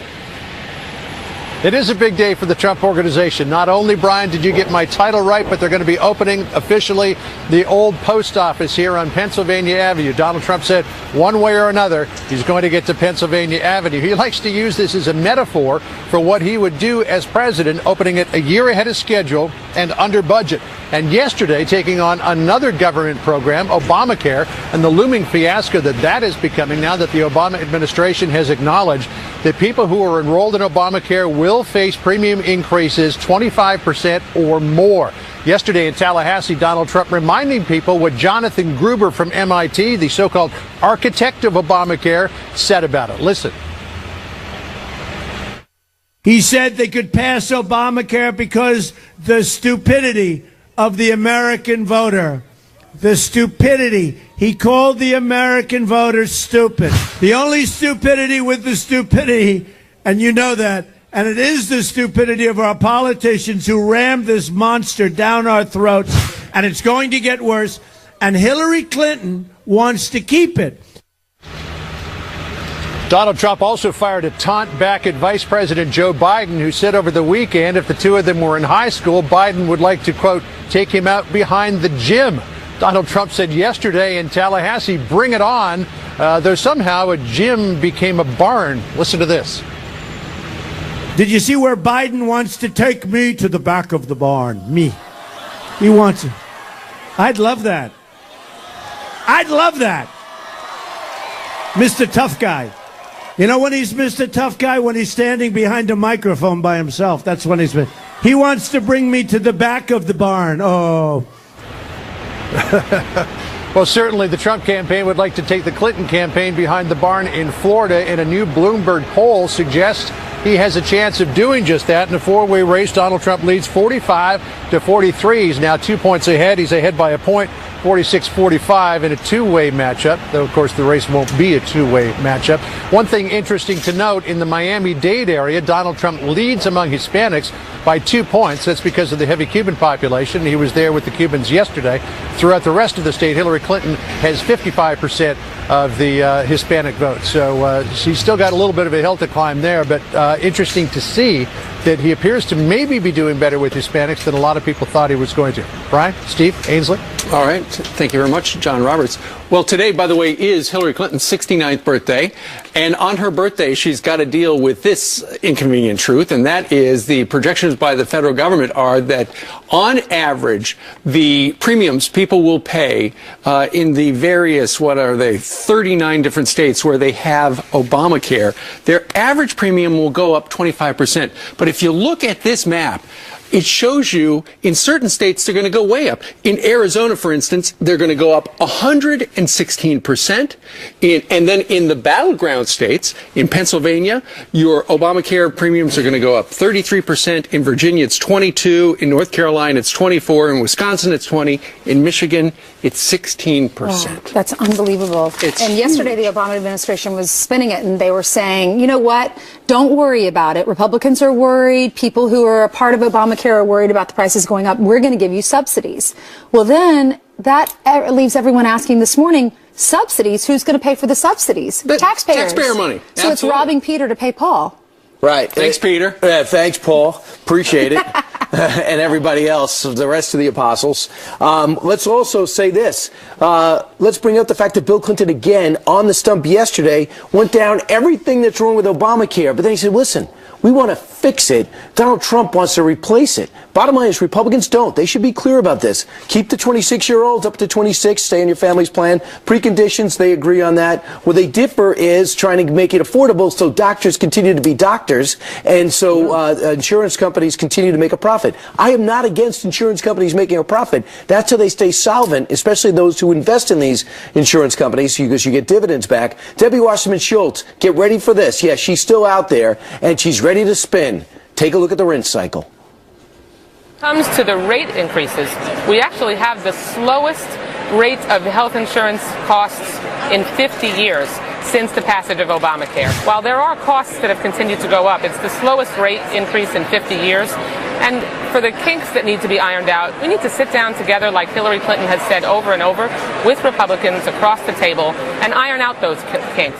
Also, they want a life preserver now from Republicans after they jammed it down America's throat and said we're not really interested in what input you have. She said it's the slowest rate of health insurance costs in 50 years. You know what? Who cares? You don't care about that when you're told you're going to pay 100% more if you live in Arizona. Well, your deductible's $5,000 for a family that makes $40,000. Yeah, but you're going to get bigger subsidies, according to the Democrats. Nonetheless, this is a big political headache for Hillary Clinton today on her birthday. Meanwhile, let's take you down to Texas. This is quite a story. If you've got a smartphone and you look at the internet, you know this is ricocheting all over the place. Early voting has started down in Texas, and in the counties of Dallas, Collin, and Tarrant, along with some other counties, apparently some people tried to vote straight ticket, all Republicans, and as just before they hit vote, the big button down at the bottom, they reviewed it and they realized, wait a minute, Donald Trump up at the top was changed to Hillary Clinton. Nothing was different except Donald Trump. So all sorts of people down in Texas started getting up on Facebook. Shandy wrote on Facebook, I had a family member that voted this morning, and she voted straight Republican. She checked before she submitted, and the vote had changed to Clinton. She reported it and made sure that her vote was changed back. They commented that it had been happening. Wow, you should have a paper trail on all these things. Lisa Hollowett says this, I voted straight Republican ticket, and as I scrolled down to submit my ballot, I noticed that the Republican straight ticket was highlighted. However, the Clinton Kane box was also highlighted. I tried to go back and change and could not get it to work. A lot of times they are not capable of fixing it. Okay, so what are the people from the Elections Commission? Said a lot of voters only vote every 4 years and they're not comfortable with the machines. If I didn't believe in the machines, I wouldn't be sitting here doing this.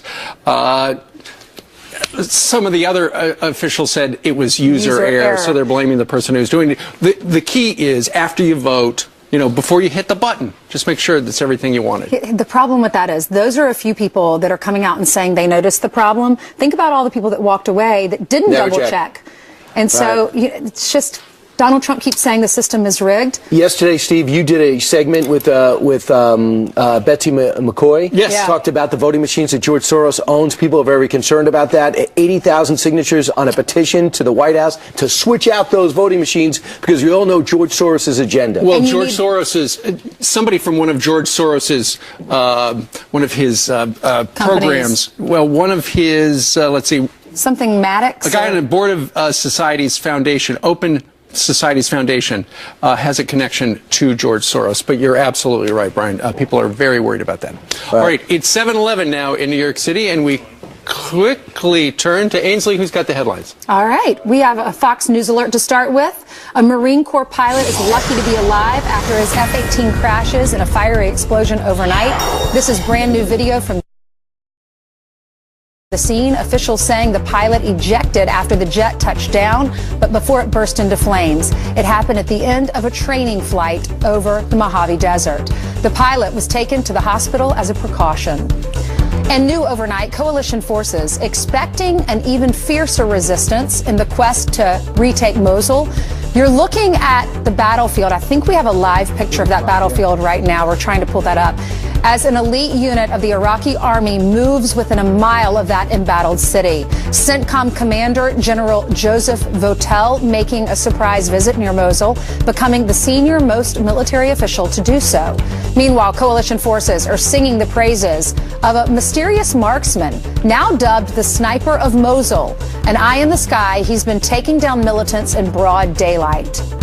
Temple University cracking down after several students were viciously attacked there. We first showed you the shocking surveillance video yesterday. Police they now believe the attacks were organized on Facebook and on Instagram. The school responding with additional officers on campus and stepping up their monitoring of social media. 50 students were taken into custody. 4 of them were charged with various crimes.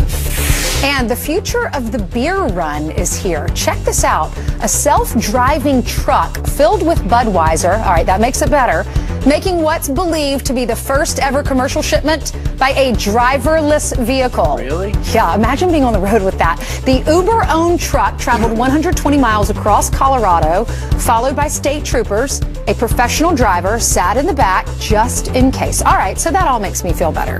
I hope he had controls, had a steering wheel in the back. Well, they should have something on the side that says this is a driverless vehicle, because if you're just driving by and you look up and there's nobody in the cab. Right. What? And not even a car. It's an 18-wheeler. That could be pretty dangerous. Right. Crazy. That's what always scares me when I see the Headless Horseman. I'm always thinking to myself, how does he see?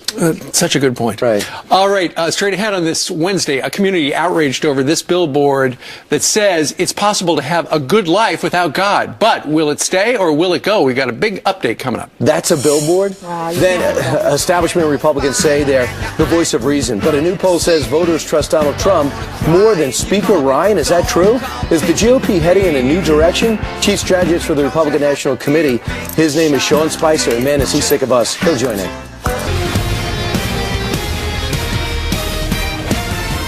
Yep, 13 days ago, and a brand new poll finds 63% of Republicans trust Donald Trump more than House Speaker Paul Ryan. So what does that say about the direction of the party? Here to weigh in is RNC Chief Strategist and Communications Director Sean Spicer. Sean, when you look at that number, what do you see? I don't see a problem. I mean, Paul's not running for president. Donald Trump is. He's doing a great job as Speaker of the House. His Better Way agenda is ensuring that every House Republican can go back and talk about the contrast that they have with their Democratic opponent and what a House majority means for every American. So he will be a great partner to Donald Trump in the White House, along with Mitch McConnell in the Senate, and we'll be able to finally get some change in Washington. All right, let's talk a little bit about this. Over the weekend, the Democrats were out there saying, hey, we've got eye-popping numbers from early voting, and that's great for us. Right. Well, what they don't tell you is that they have to do well in early vote. Democrats historically have done very well in the early vote. Republicans do very well day of.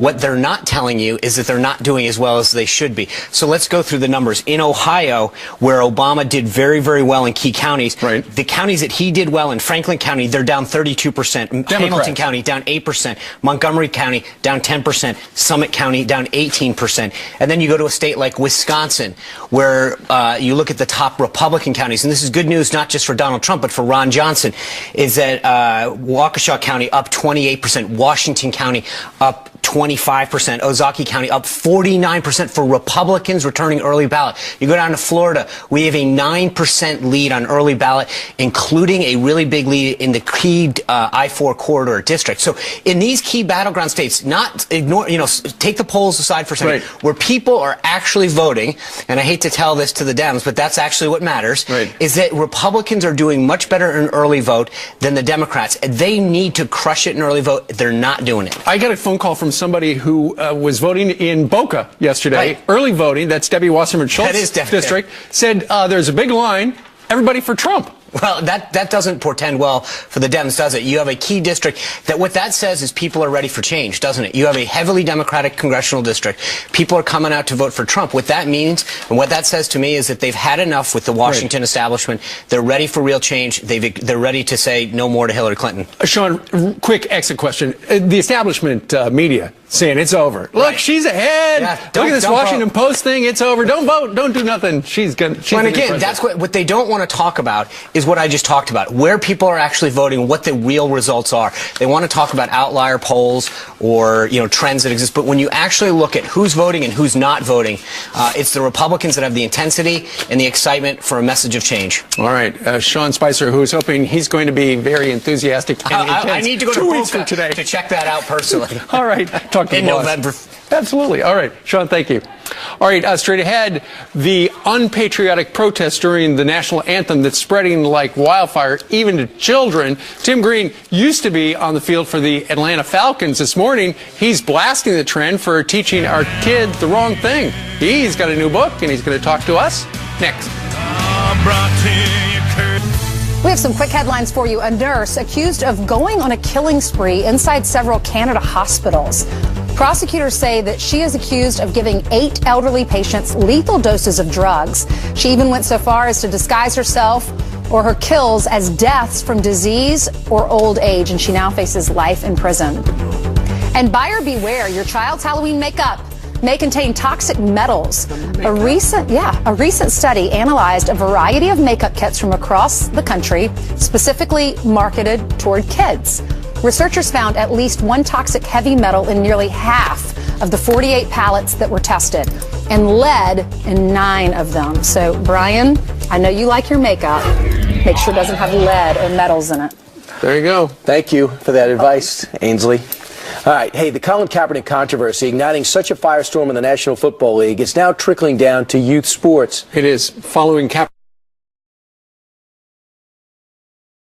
as young as 11, are taking a knee during the national anthem at their own youth league games. That includes this team who's they're cinch mounted there. Here with reaction is former NFL superstar player, #1 draft pick of the Atlanta Falcons, best-selling author. His brand new book is now out. It's called Left Out, an inspiring story of a young man overcoming a disability and finding his own identity through football. And he's an attorney, and he has 5 children. Yeah. Quite a resume. Wow, and a great wife. Absolutely. Very patient woman who knows while he's still playing, you got your law degree. Yep. But I just got to ask you, the NFL ratings are down, and 40% of people, when asked, say the reason I'm not watching is because Kaepernick's taking a knee and others are continuing to protest, even overseas, about this.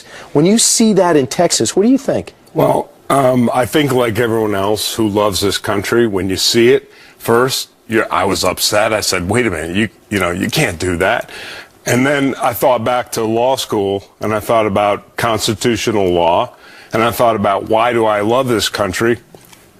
We have these freedoms. We have the freedom of expression. Sure. And we have the 13th Amendment, so where we expect people to be treated equally under the law. And so then I thought, well, as much as this disturbs me, he does have the right to do that. We have that right. Doesn't make it right.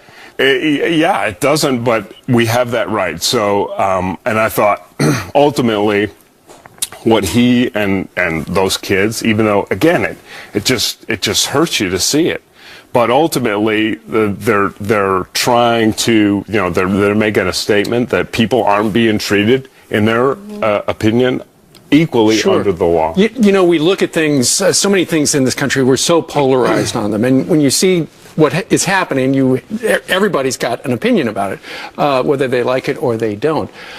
But ultimately, how does this end? I mean, we've got to all be on the same page at some point. Yeah, I don't know. It's up to Kaepernick to tell us how it ends, right? Because now it's out of control. You got a female soccer player, women's soccer player, taking a knee during a national team game against another country. Right. And I thought when Kaepernick did it, I was like, okay, he's in his 20s. We all do crazy things in our 20s, and you're kind of finding your way. But now we see these young kids down in Texas. I mean, it's trickling down to the youth. Yeah, I mean, look, I try to look at the positive, and I try to look at why we love this country. And again, it goes back to we have the right to freedom of expression and to protest, even when it upsets other people. You have shown throughout your writing career that you care about young kids, especially.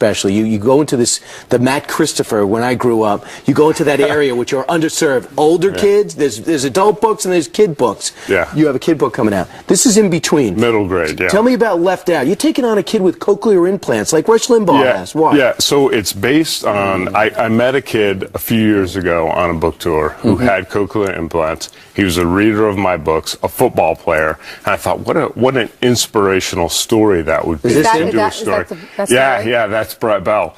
And I thought, what a great story. So I talked with him, talked with his mom. We did a bunch of Skypes, emailed back and forth. And I really found that, people who are deaf with cochlear implants, they look different. So they get treated different. They get bullied. And they're often marginalized by coaches and teachers. And I thought, if I tell a story of transformation, which any athlete has that, you've got that story about how you change yourself, you change who you are, you create your identity through sports. And if I could do that and do it with, action and excitement, so kids will read the story, but make it about a kid who has these extra challenges, then I think that kids are going to look at kids in their school with cochlear implants and be a little bit more understanding, accepting, and appreciate what they go through. Absolutely. I think a lot of people can identify with the message. So check it out. Brand new book. It's called Left Out. Tim Green, it's always a pleasure. Thank you very much for stopping by. Congratulations. You're way too productive. It's getting me angry. Thank you. All right. Meanwhile, coming up straight ahead, the New York Times uncovering a frightening new epidemic that could rock the race for president. Muslim children are having bad dreams about Donald Trump. Believe it or not, that's news. And swing, better swing. We sent Adam out there to batting cages to see what he's got. He's also from Atlanta. Well, he lived in Atlanta. You lived in Atlanta. He played on the Falcons. I know. I love that team. We're going to join him outside coming up. Hillary Clinton made a surprise stop at a campaign event in North Carolina this week where the actress who plays Crazy Eyes on Orange is the New Black was volunteering. Yeah, Crazy Eyes said it was an honor to meet Crazy Smile. And they got along just fine. So sweet. There you go. Do you watch that show? You'd have to watch the show to really get that. Steve, hold that the New York Post up. What's going on there? New York Post has an item on page 6. Jimmy Fallon. It talks about how apparently he likes to, after the show, go out and have a number of drinks. So many, in fact, that the bosses have said, you got to slow down. Really? I tell you what, it hasn't hurt his performance. I watch every single day while I'm getting dressed in the morning. Every day he's funny. Funny guy. I don't know. I guess it says to stop How boozing. do you do that? DVR. I'm going to have to start doing that. I got a VHS tape and I just tape it. Over and over. But to stop boozing. He hasn't stopped yet, it looks like. There you go. Well, if that's true, we wish him 6. all the best, because that's not fun. All right, it is now 25 minutes before the top of the hour. We got a whole bunch of news, and Heather joins us with that. I do, and first off, a story out of the New York Times, and this is something else. They are calling it news, but the New York Times publishing this article. Take a look at the headline. I had a scary dream about Donald Trump. Muslim parents face a tense election. This is a news story, not a spoof or anything else. It goes on to describe a 7-year-old's apparent nightmare about the Republican nominee. According to the article, the girl told her dad that Trump showed up in a dream and then, quote, he was so mean to us. He had a scary face like a zombie or something. This is in the New York Times. That's right, Brian. It first appeared yesterday, and it's getting a whole lot of attention right now. Readers slamming that piece, saying it's a low blow, even for that liberal newspaper. Wow. Well, here is one terrorist who's apparently so dangerous that even President Obama will not let him out of Gitmo, at least for now. He's known as Hambali, a terrorist with al-Qaeda ties linked to deadly bombings in Indonesia. He'll stay behind bars for now, as 20 more of his fellow prisoners, many of them from terror hotbeds, are set to be released. Right now, there are 60 prisoners remaining at Gitmo as the Obama administration scrambles to fulfill that campaign promise to shut down that prison. And faith wins. An atheist billboard in Nebraska taken down following a number of residents who were outraged by this message. Take a look at your screen right now. It reads, "The good life without God, it's possible." Well, this billboard was supposed to stay up until November the 10th, but the advertising company decided to take it down after people threatened to boycott businesses in that area. And Cleveland in command of the World Series after dominating Chicago in game. Those are your headlines. Let's head outside. No, right here. We're going Wednesday. Outside. You and I are going to Taco Bell. We got a date. Absolutely, but I guess the theory is we're going to get something besides the free taco, and they'll get business out of that because they could be devastated by this. Well, today everybody's talking about Taco Bell. Everybody is talking about how there he is right there in his Cubs uniform. Adam Klotz joining us from Atlanta. Our Fox affiliate there is our weather guy down there. He's joining us this week. Adam, condolences to you because yesterday your Cubbies lost. They did lose. They've struggled getting a run sometimes, and that's what happened last night. That's why we're in the batter's box, because we're going to show the Cubs how to play. Adam's going to do that. And guys, you better come out here and help us, because we want to see how you swing, Brian and Steve. But this is Adam. You met Adam yesterday. Steve's coming out. Brian, get your tail out here. There we go. He's out here. He's very slow. They can teach me some things. So why do you love the Cubs so much? Well, I just grew up in kind of in Cub country, so my friends, my family, so I've had the Braves games. But yeah, I grew up watching the Cubs, so it's fun to see them finally getting close. I know. Just need to get some runs. Didn't win last night. Need to swing the bats. What were you thinking last night when you were watching them? I was thinking I have to be up really early, so guys, let's hurry up and do something. Yeah, it was just it was kind of tough to watch. All right, you're gonna have to show the Cubs how to swing the bat. Maybe they'll call me up. Maybe they will. They're adding players. Just in case they don't, though, let's stick to your day job. Will you show us some weather and what you do down there in Atlanta? It's very cold here. Yeah, You're not used to this, right? Makes me want to be in Atlanta. Chilly temperatures. You're looking at a warm up in the middle of the country. So Kansas City, 65 degrees, 53 degrees in Atlanta, and yes, cold up in the Northeast. Really cold across the northern portion of the country. There's some rain developing. Big low pressure system moving through the Chicago area.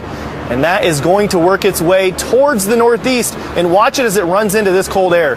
That's when you start to see a little bit of snow developing, really just higher elevations. But that's the snow we're talking about, mixed with a little bit of rain. So I'm not talking about a lot. A couple inches, though, for those really high elevations. Here's our forecasted snowfall. And yeah, some of those are 2-3 inches. Again, just getting up into the mountains. Not expecting a whole lot in the lower elevations. Just a big rainstorm we're expecting tonight, running through tomorrow. And then, of course, it just continues to be cold in the extended forecast. So we're already talking about snow in October. Oh, man, we're not even to Halloween yet. I know it. All right. We don't mind the snow, though. Snow is so pretty, especially in Central Park. So pretty. It means Christmas is on the way. It's pretty when you're not scooping it. Right, it's that snow sleet stuff that's not pretty. That's right. All right, let's see what you got. We got somebody who's going to actually throw some balls. Brian, get in here. Brian, you can't go one at a time. So, Brian, if you want to get in here, I'll go first. Get in there. I'll get out of the way. All right. Wait, should we get out? You don't want to be in here. You do not want to be in here. Hold on. All right, Steve, eye on the ball.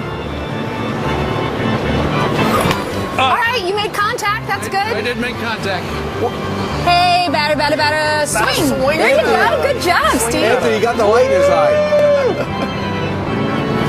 Oh, that's okay. You made contact. 2 out of 3. Adam, you want to go? Ainsley, come on. You want me to try it? Swinging. All right, let me see. I was never a great batter. I was the pitcher. I was better at pitching. Oh, listen to you. Remind me of how to stand, guys. Yeah, in high heels. That's a good way to start. Okay, let's go. Hold on. Eye on the ball. I hope my dad's not watching. Okay. Okay. You can tune in now. Here's Ainsley and the pitch. Oh! Maybe Hold on. Now, win. All right. Come on. Now I'm getting serious. Get it. Get a piece of that. There you go. I touched it. All right, one more. Brian, come get in. Okay. Woo! All right.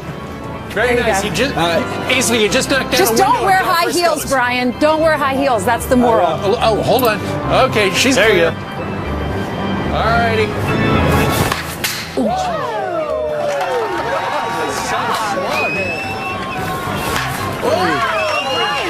That cleanup. Brian, why were you acting like you didn't want to get in here? Wow, you All right, Adam. like 3 times. All right, Adam. Very good. Why were you acting like you couldn't play? Cleanup in there. He's a sports All right, guy. Adam. He's good at sports. Let's see how it's done. Cubs fan from Indiana. Whoa. Very nice. These are strong. He's got to hit him. It's those socks. He's wearing those crazy socks. That noise that it makes, that means it's fast, right? Yeah, they're not catching this. And he's 4 for 4. Adam, very good. All right, Adam, nice job. Yeah. All right, thank you. Call me up, Cubs. Call me up. And Adam, I tell you what, you're the closest one to the teleprompter, so tell us what's coming up. All right, I'll get up here and read this. We want to thank In Motion Sports and Pro Swing Baseball and Softball for the batting cage. And remember to watch the game, Game 2 of the World Series tonight, 7 p.m. on Fox. All right, Adam, very nicely done. Thank you very much. Oh, look at that. Yeah, Trump ball. It is a Trump ball. Where'd we get that? All right. Meanwhile, the demise of Obamacare playing out in front of our very eyes. This family now having to pay more than double for insurance. Meet one of the first victims of the huge Obamacare price surge coming up. Here's Ainsley with the second tease. Oh, I was actually going to go say hey to some of the fans over here. I'll say hey to you in a minute. Then money, secrecy, and conspiracy. Dr. Sebastian Gorka is helping us dig through the WikiLeaks emails and especially what they reveal about Hillary Clinton's foreign policy. Brian, get over here. You have the next tease. For me to read? Read trivia that. question of the day. On this day in 1946, this TV personality was best known for hosting Wheel of Fortune. Who is he? Be the first at friendsoffoxnews.com with the correct answer. That's the Wheel of Fortune I used to watch. I just grabbed his arm and guess what he did? I watched flexes. it. It's natural. Be up first with the correct answer. It's a race. We don't have any fans. Welcome back. Less than 2 weeks into the election, and WikiLeaks keeps painting a revealing picture of Hillary Clinton and her possible foreign policy agenda and her foreign policy positions. But does it all add up to a Clinton doctrine? And what would that look like? And what does it say about her role as a possible world leader? Let's take a look at some of her policy positions with one of the best in the business, Dr. Sebastian Gorka. He's a professor of strategy and irregular warfare at the Institute of World Politics and wrote a great book called Defeating Jihad. Dr. Gorka, first stop, let's talk about Iran. What do you think, what is her stance on the Iranian deal? She laid the groundwork for it, correct? Right. Absolutely. As Secretary of State, she prepared the groundwork for the deal, which basically provides Iran $150 billion and puts them on the cusp of nuclear capability. Since that time, the Houthi rebels supported by the Iranians are shooting at us. They're harassing our ships and refusing to actually sign the agreement. So let's take a look at one of the excerpts that's been revealed from the WikiLeaks drops. Well, she says this, well, you up the pain that they have to endure by not in any way occupying or invading them, but by bombing their facilities. I mean, that is the option. It is not, as we like to say, boots on the ground. And the comeback was, has it ever worked in the history of warfare? Clinton, no. That was 2013. She was talking to the Wall Street Journal. What do you get from that? I get again and again and again what WikiLeaks has showed us. There is a Hillary Clinton in the public eye will say one thing, and then behind closed doors to her biggest donors, to the bankers, she'll say exactly the opposite. She'll lay the groundwork for an Iran deal and then talk about bombing them. When you see the foreign donors that have given to the Clinton Foundation, supposedly different, obviously they've been intermingled, and some are really disturbed by it. Here's an example of what we could be getting in terms of a Clinton doctrine. Foreign government donors, quote, all the money is in John Podesta's email, February 26, 2015. What do you get from that?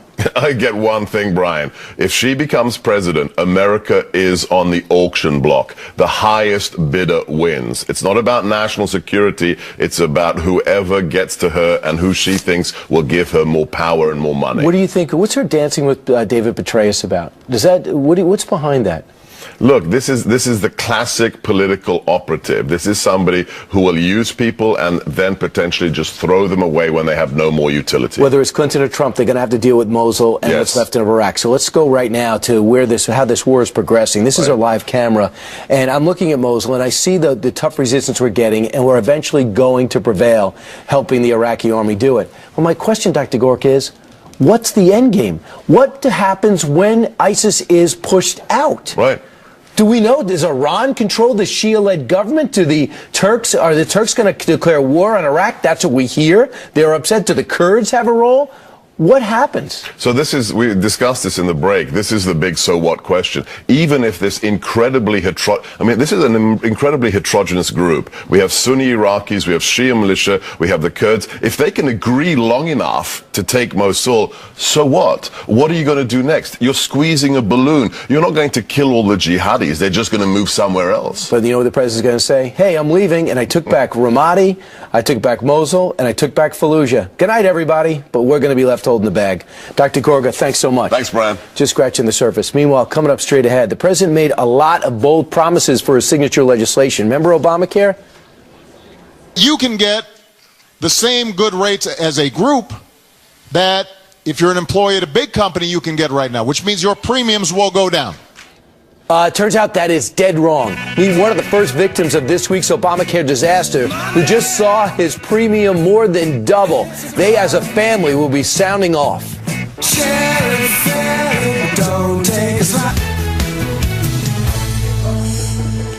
Now for the answer to the Fox and Friends trivia question.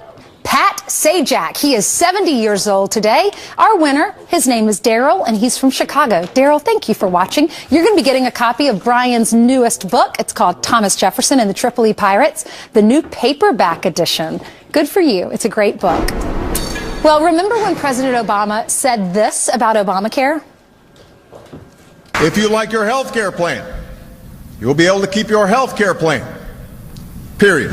If you like your doctor, you will be able to keep your doctor. Period.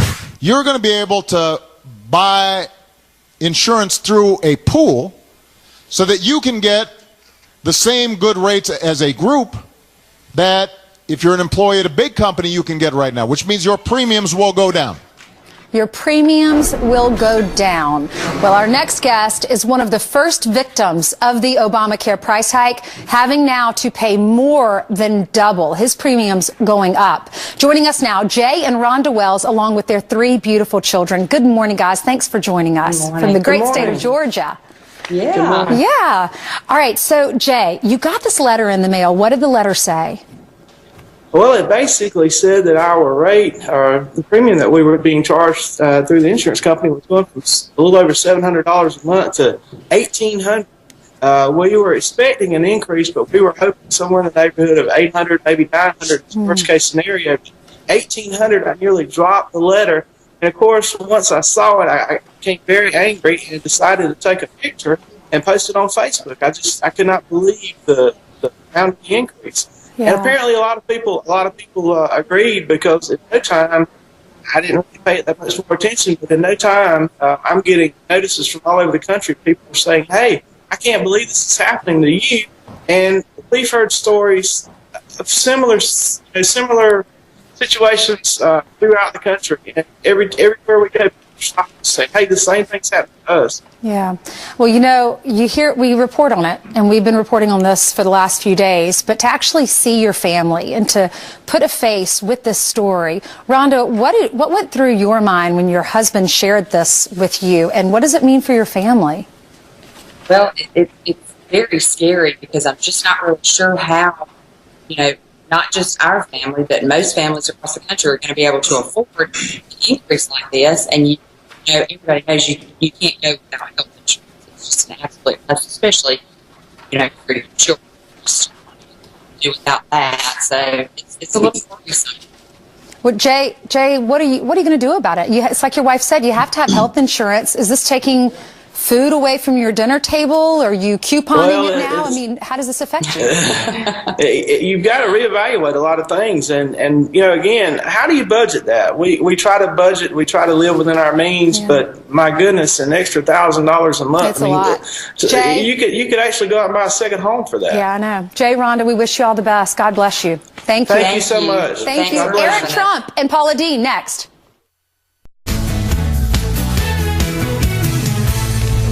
Good Wednesday morning to you and your family. It's October 26, 2016. I'm Ainsley Earhart. 13 days, guys, until this election. Obamacare, flatlining, Donald Trump making promises. We're going to repeal it, and we're going to replace it, and we're going to get you great, great health care at a fraction of the cost. That was in Tallahassee. He's down in Florida campaigning. The brand new poll from the must-win Florida state that shows voters there, they do believe in him. Yeah, that poll's going to put a smile on his face. Meanwhile, your Democratic presidential nominee turned 69 today. So how did Hillary celebrate yesterday? Candy. Right now. Your birthday, we have a surprise for you. Oh.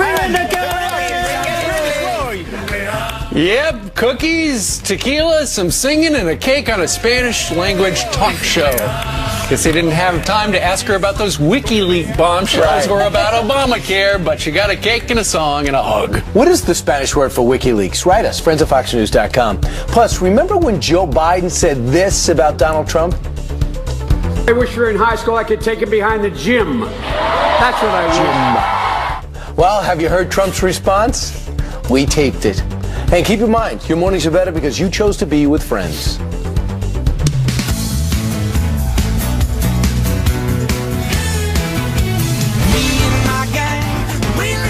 Right. Making apple pie. They're not both in the green room, though, right? I saw Paula Dean from a distance in the green room. I'm not sure. I've been here working. I don't know who's in the green room right now. Okay, fine. All right. I apologize. I forgot. Ainsley started this hour by talking about a brand new poll that has got to be putting a smile on Donald Trump's face. It's a brand new poll out of the swing state of Florida. This is from Bloomberg. And as you can see, Donald Trump is leading Hillary Clinton. It's within the margin of error, but it's 45 to 43 to 43. It's interesting. Investors Business Daily, which last time was the most accurate, this morning has them tied in a four-way race at 41. That's the one that called the Mitt Romney race to the T, to the decimal, right? Right down to the decimal, exactly. So it has them tied? Yeah, let's think about what has taken place. We have these Veritas tapes that show that violence was perpetrated by DNC operatives at the Trump rallies. Then we have the WikiLeaks stuff that unwind the fact that behind the scenes maybe the president and Hillary Clinton were not being honest with us when it came to the emails. Who would have thought? And now we have more revelations about what they knew or didn't know going in. A lot of stuff is irregardless of what the Donald Trump campaign is doing. So he's trying to stay on message. And then all of a sudden this news drops on Monday that even the president admits Obamacare is having big problems. He calls it bumps in the road when it comes to how it's being produced and the subsidies that are necessary. Here is Donald Trump on the rising costs of Obamacare that could crash the entire program. Everybody's going to be going up like that. They gave a number of 25% average. They know that's not true. They wanted to try and get out of, get in front. They know that's not true. It's much more. You're going to have 60, 70, 80, 90% increases in Obamacare. We're going to repeal it, and we're going to replace it, and we're going to get you great, great health care at a fraction of the cost. All right, so everyone knows there are going to be rate hikes. We're hearing on average 25%. We just talked to the family down in Georgia. Theirs is more than doubled. How is this going to affect you? Well, we have a breakdown state by state. Look at this map. The folks in Arizona and Oklahoma and Tennessee, I can't read the writing. Steve, what'd you say? Arizona is going to go up 116%. I know this is kind of hard to read.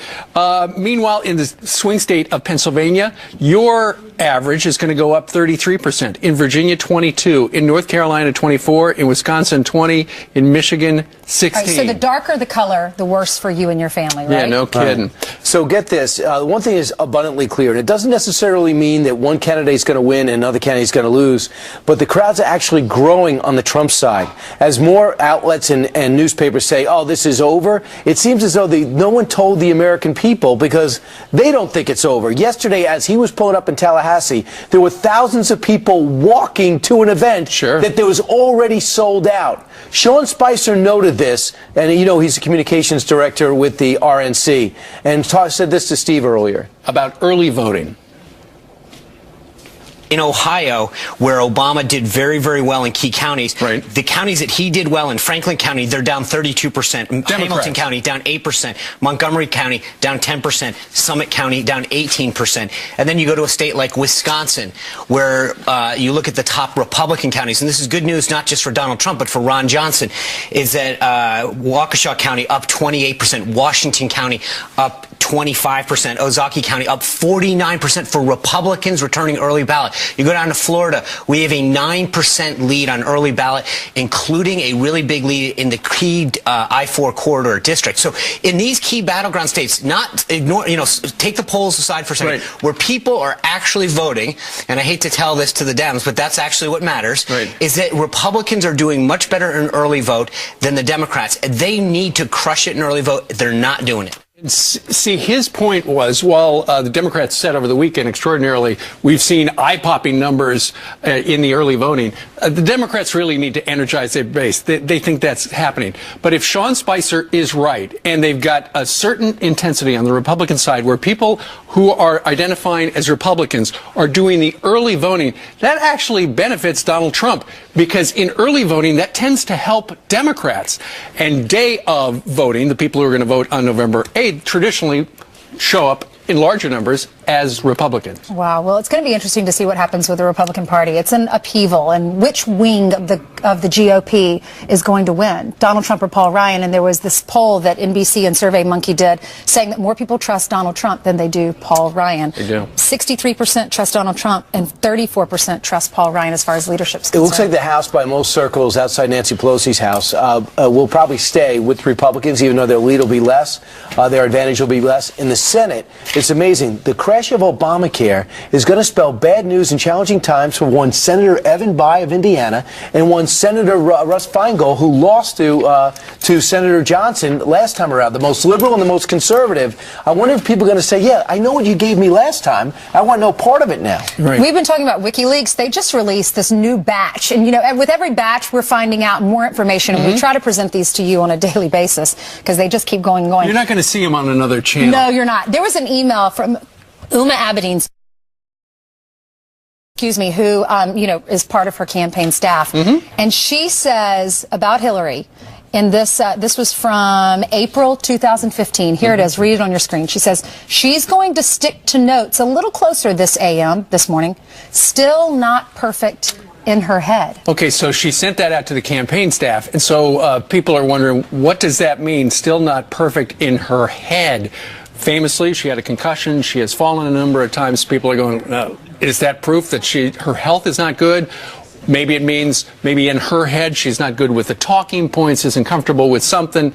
Nonetheless, we had Ed Klein on in the last day or two, and he was talking about how just 3 weeks ago she and Robbie Mook were in the Oval Office, and she had a terrible coughing fit that would not stop. They called in the White House physician, and Mr. and Mrs. Obama very concerned about Hillary's health. Is this related to her health, or just she couldn't wrap her head around what they wanted to say talking point-wise? We don't know. Well, that is a huge mystery. By the way, if you want to know what Hillary Clinton was doing when Game 1, because she's such a big Cubs fan, Game 1 of the Cubs Indians. Everyone quiet down, leave me alone, I got to watch the game, or go see Adele. Which one? How big a Cubs fan are you if you make your whole crew go to see Adele? You find a sports bar, a Bennigan's, not anymore, sorry, sadly it's out of business, a Fridays, whatever, and you go watch the game. You can't pretend to be a Cubs fan and go to see Adele. Wait a minute, she pretended she was a Yankees fan when she was really a Cubs fan, so she could do pretty much anything. Well, she pretended to like hot sauce in one No, she had circle, hot sauce in her purse, in one according to our circle. guest yesterday. But then yesterday she was on Univision saying that Mexican food was her favorite. And it was her birthday, so they rolled out a cake. They didn't talk about the emo scandal. They rolled out a cake, and she did some salsa dancing. Too complicated. Hillary Clinton. Oh my God!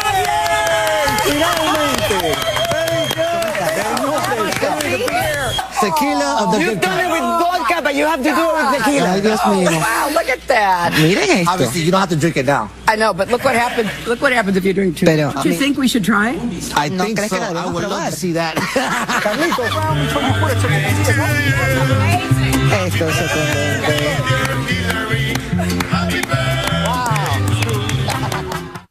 See, now that's what we would have done for her if she would have showed up Absolutely. on Fox and Friends. And by the way, Mrs. Clinton, we've invited you every day for the last year.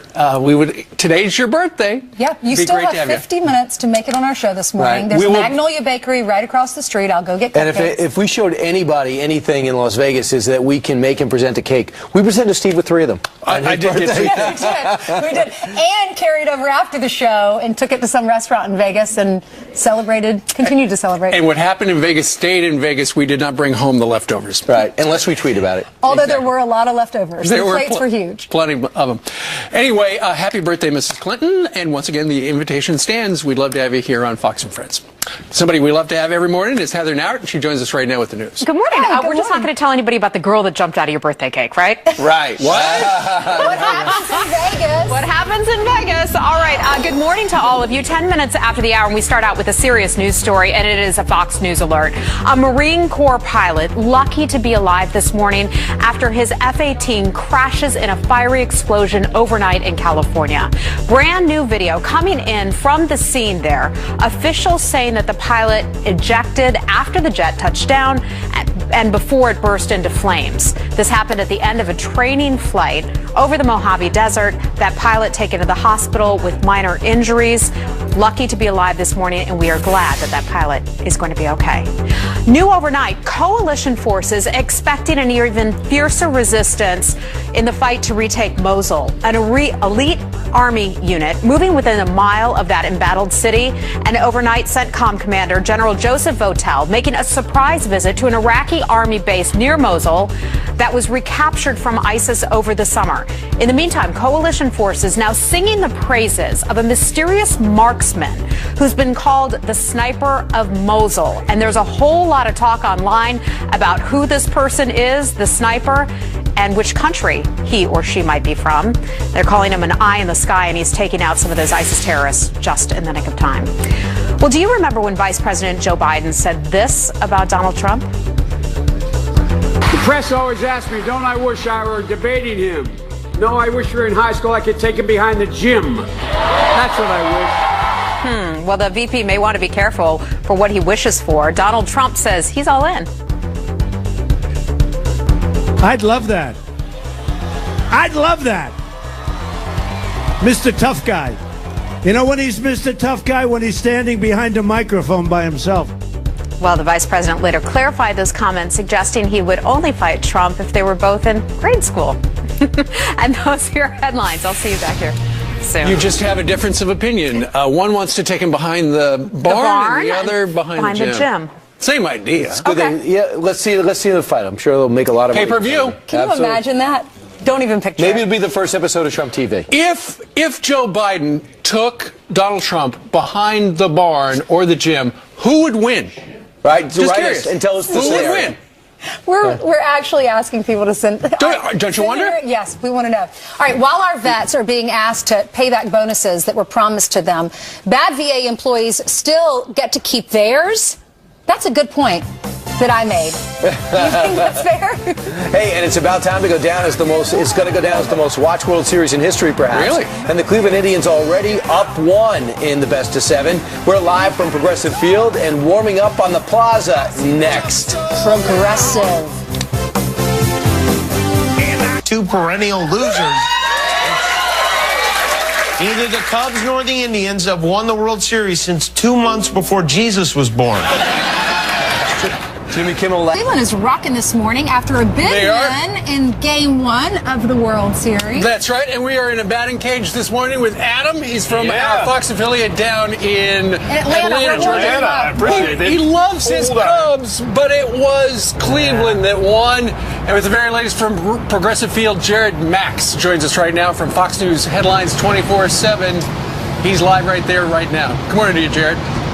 Hey, good morning, Brian. Here's the front page of the Cleveland Plain Dealer this morning. It's all about the battery power, the pitcher and the catcher who got the job done last night for the Cleveland Indians. First, it was pitcher Corey Kluber who was on fire. He the first 9 outs that he retired, 8 of them were by strikeout. That's the most strikeouts ever in a World Series game. He sets a Major League Baseball record there. And it wasn't only Corey Kluber getting the job done, setting down Chicago Cubs, both looking and striking.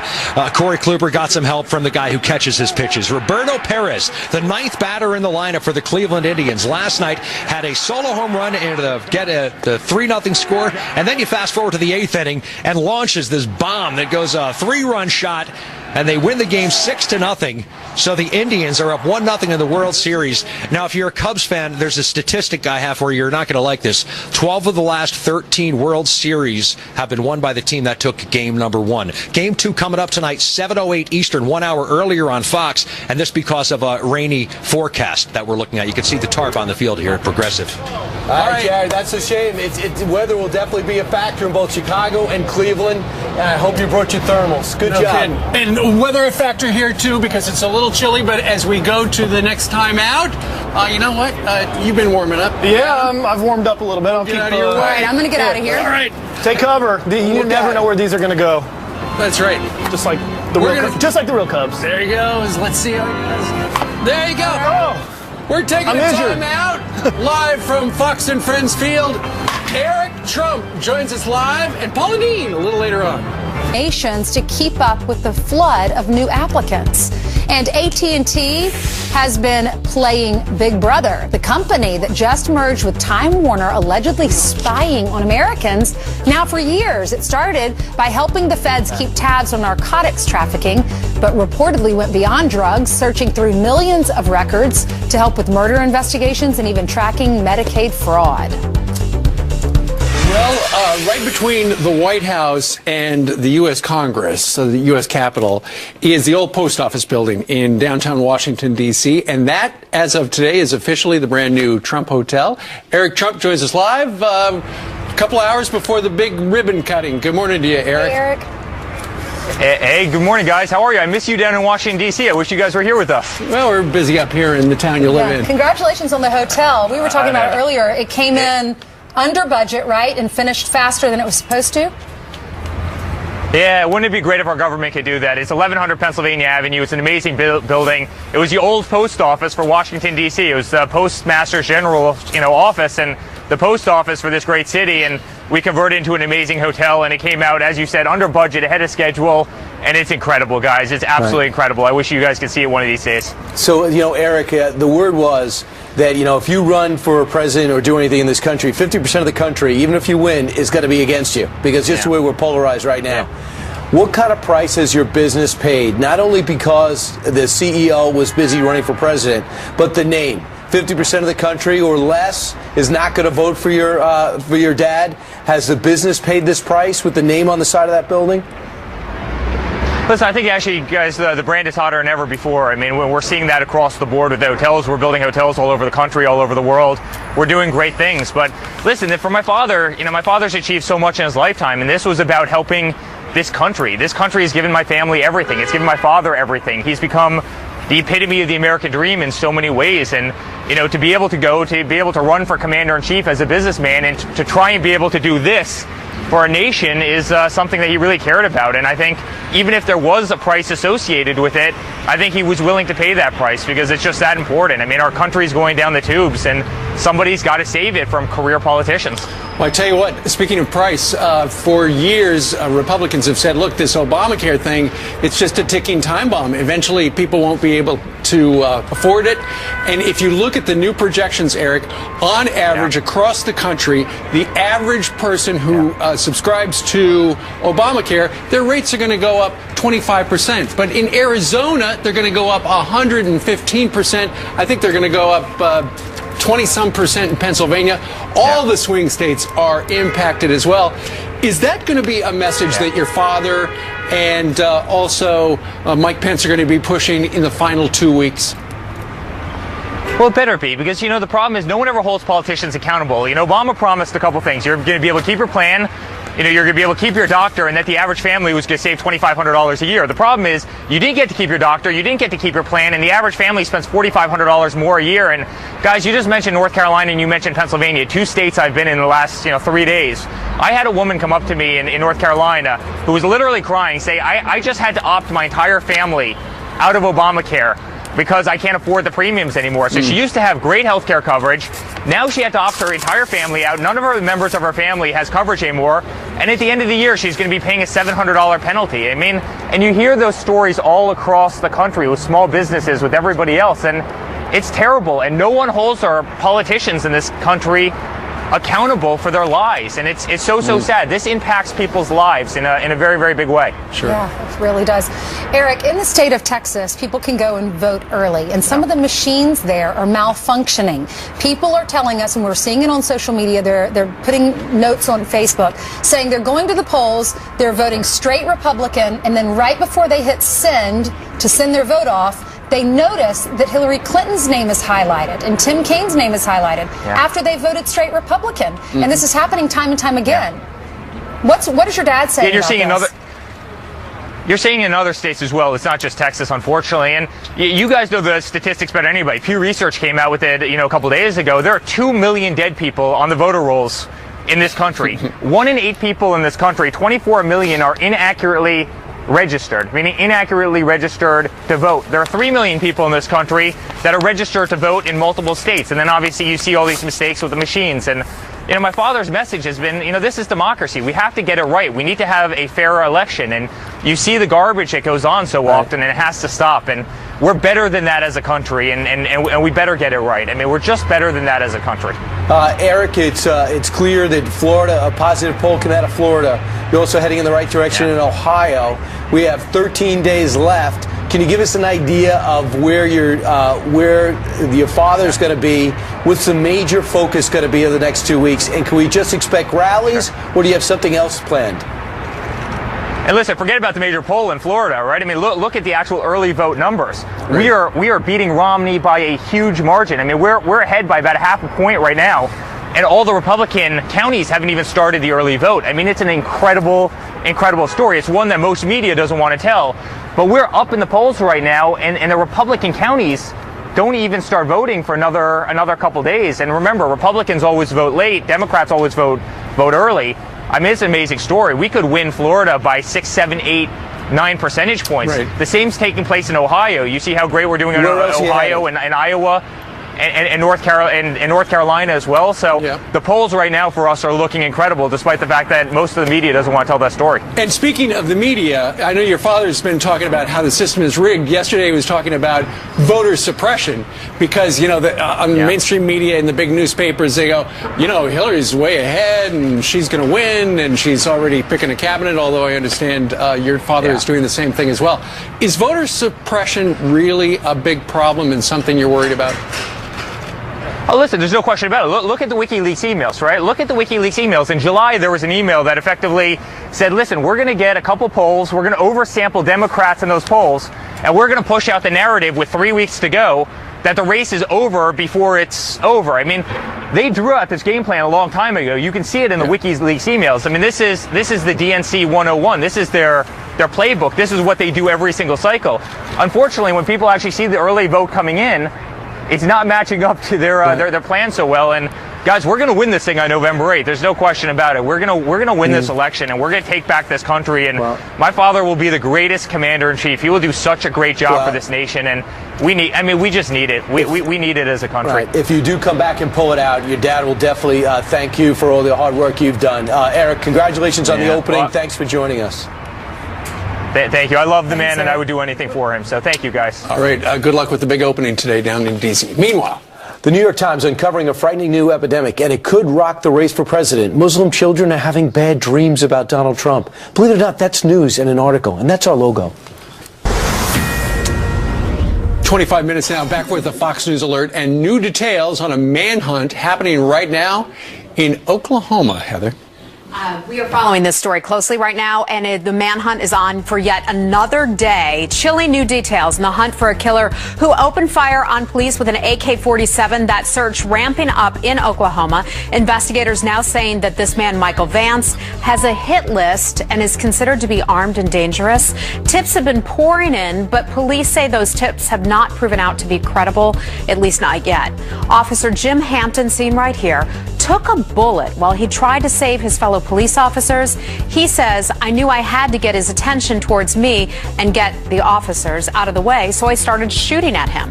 Vance is accused of murdering his aunt and his uncle and then firing unresponding police officers. He has been on the run now since Sunday, so take a close look at him and call authorities if you've seen him. Well, thousands of our nation's heroes now forced to pay back bonuses, while high-ranking employees at the Department of Veterans Affairs get to keep their bonuses. Hundreds of thousands of dollars have been paid out to employees who admitted manipulating and mishandling veterans' care, but the VA is not asking for that money back. Right now, the Pentagon wants California National Guardsmen to hand over overpaid bonuses from a decade ago. They average $15,000 per service member. Secretary of Defense Ash Carter says he is promising a quick resolution. And they call this news. This is quite a story in today's New York Times. That paper publishing an article titled this, I had a scary dream about Donald Trump. Muslim parents face a tense election. Well, the article goes on to describe a 7-year-old girl's apparent nightmare about the Republican nominee. According to the article, the girl told her dad that Trump showed up in a dream of hers and, quote, he was so mean to us, he had a scary face like a zombie or something. Well, readers now slamming that piece, saying it's a low blow, even for that liberal newspaper. Justin Timberlake breaking the law while performing his civic duty. The singer posting this photo of him standing in front of a ballot machine in Memphis. Little did he know, taking a photo at a voting booth in Tennessee is a crime. There's a penalty of up to 30 days in prison. Authorities say that controversial picture is not under review for now, and no charges have been filed. So important to know, you got to check the local laws before you do that. Well, it's like going through security at the airport. You can't take pictures. Yeah. You can't do that. I did not know that. You're not allowed to do that. Thank you, Heather. Take a gun. But here we've become an Instagram society. Everybody wants to take a picture of the ballot. Or Snapchat. Adam Klotz, he's a man in the batting cage with a Cub jersey on and knows a lot about weather. Yes, I do, guys. Cold out here. Cold out. You can see my breath. A little bit of stingers when you swing this thing. I'm sure they're dealing with the same up in Cleveland, where the baseball game, World Series Game 2 is tonight. But we're talking about cold air across the northern part of the country. Wind chills incredibly strong as well. We're looking, there it is, feeling like 33 degrees in New York right now. It's chilly out here. 37 degrees up in Buffalo, 35 degrees running for you up into the Detroit area. Now, here's your future radar. This is when it becomes an issue. We talk about big rain moving across portions of the Midwest, the upper Midwest. Well, once it runs into that really cold air running overnight, we're going to start to see a little bit of snowfall. That's right, rain as well following the back end of that snowfall, but snowfall amounts, this is what I want to show you. Half a foot getting up into the mountains, in some cases maybe a foot of snow. So some really big snow is coming just around the corner. Now, yeah, it's going to be tough when the bat says they're swinging them tonight, but I'm going to get a couple swings in here as well and see if I don't get any stingers. Cubs, feel free to give me a call if you want to. Feel free to give me a call because I know you need some help in the bat department. Yes, Adam, don't hold your breath that you can currently see. We all know they go to Bill Murray for that. All right. Thank you very much, Thanks, Adam. I'm batting. All right, so last Tuesday, Thomas Jefferson, the Tripoli Pirates came out on paperback, and what it is the story of our first war against terror. And one of the heroes of the book that we focused on in the afterword is Stephen Decatur. He's one of the true war fighters. All these military experts point to American greats, and they start with Decatur. He fought in 4 wars. One of the incredible things he did was take back the USS Philadelphia. He actually dressed like somebody from, which is now Libya, Tripoli. Him and his men went and boarded the USS Philadelphia, which was captured by the enemy, and he did in the middle of the night. It was a Special Forces Navy SEAL-like raid, and he came back without a scratch on him. And in the end, Lord Nelson, who was the premier admiral of his day for England, said this was the finest operation of the generation. Wow. And he's somebody who is personified as a leader. So I thought it would be kind of cool to see Decatur House, which is right across from the White House, which is still in existence today. It's the house he lived in. Here's a quick tour. I want to give you an idea of who Stephen Decatur was by showing you where he lived. Now picture this. Over there is Lafayette Square Park. Down there is the White House. And this building over here, this is Stephen Decatur's house. He used his war earnings to buy this house. And the reason why I point out these structures and St. John's Church over there is because that's all there was in Washington then. The goal for Washington's high society was to get inside these doors, because this is where the action was. Welcome to Stephen Decatur's house. In 1820, he was shot in a duel, and this is ultimately where he would lose his life on the same day. But inside is where he lived. So this would be Stephen Decatur's sitting room. Notice the floors, original floors that Decatur had put in. And he had a lot of visitors. After all, you're talking about a man that at 25 was the youngest captain ever in the Navy, who fought in 4 wars and was so successful in the 2 Barbary Wars, he was known as the conqueror of the Barbary pirates. Some of the memorabilia that's still here today, a wine cooler given to him by the city of Philadelphia for his exploits in the War of 1812. Here you have a sword because he was such a great fighter. And of course you have his day book. He hand copied every letter that he would send to presidents, secretaries of navies, secretary of state, or secretary of war. So he would have an official record of everything he did. This was a special guy. Look at this place. It's beautiful even by today's standards. Original colors as well, and expensive colors. You got the light blue, the only thing more expensive, the yellow right at the bottom. Inside here, kind of the heart of the second floor. These are the parlor rooms. High ceilings are certainly attractive, and even have the original shutters, bit of a federal style. What did Decatur look like? Check it out. A portrait done around the year 1815. He'd pass away at the age of 41 in 1820. Stephen Decatur lived his entire adult life as a true American patriot, our first great terror fighter, and our first great American war hero in our second generation of Americans. It's great to know that even though it's been almost 200 years since his death, his life and his legacy is not forgotten. And after this, the government just gave him money and said, listen, you're unbelievable. We're going to give you money. So he bought that great house. He was going to be president if he wasn't shot. The weird thing was his wife wanted to get in as he was bleeding to death, but he didn't want his wife to see him because he knew he was going to die. So his friends decided to lock his wife out and let him die so they would remember him like he was. Well, a fantastic story about a true American hero. Yeah, absolutely. And by the way, I'll be in Atlanta, which is right near Decatur, Georgia, That's that right. you just found out. Marietta is north of Atlanta, and if you live in Decatur, you got to go. You got to go buy his book and go meet Brian. He's going to be there right outside of Atlanta on October 28th. All right, thanks so much. Meanwhile, 17 minutes before the top of the hour. The media mocking Donald Trump for saying the race is rigged, try telling that to Republicans in Texas who voted for Trump, but apparently Hillary Clinton showed up as their vote, and they claim they've got proof. We're going to tell you about it. Plus, Paula Dean is here. She's frying up some apple pie on the plaza. Wait, frying apple pie? Frying apple pie, but she's going to show us a healthy way to do it as well.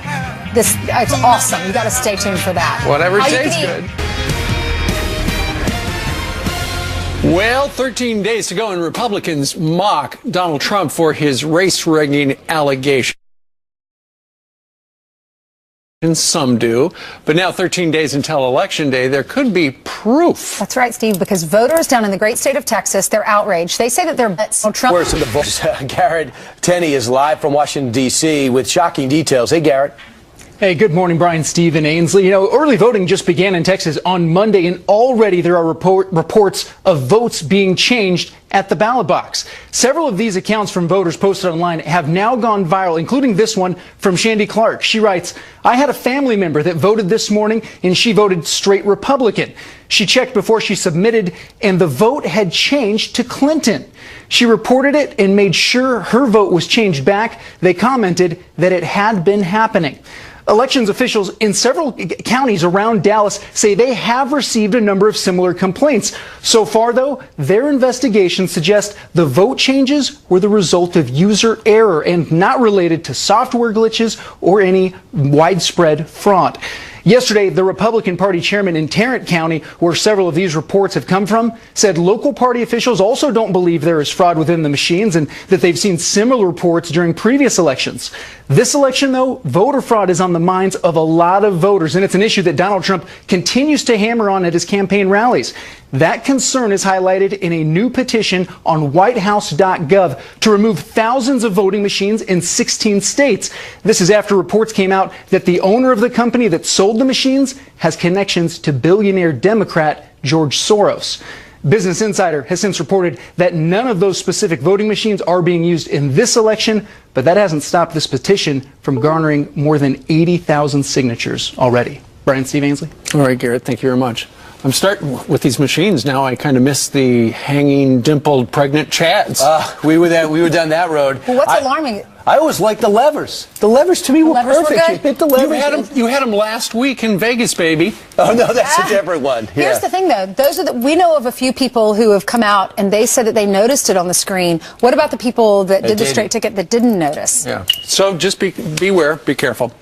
All right, outside right now, our old buddy Paula Dean is there with Adam, and you know what? They're frying up some apple pie on the plaza. He's from Georgia. He's from Savannah, Georgia, her neck of the woods. She's got a huge announcement about a TV comeback when we come back. But first, let's check in with Martha McCallum for what's coming up at the top of the hour. Hey, Martha, I saw Bill in the hall. He seems going to be leaning on you a lot. I think he was out late last night.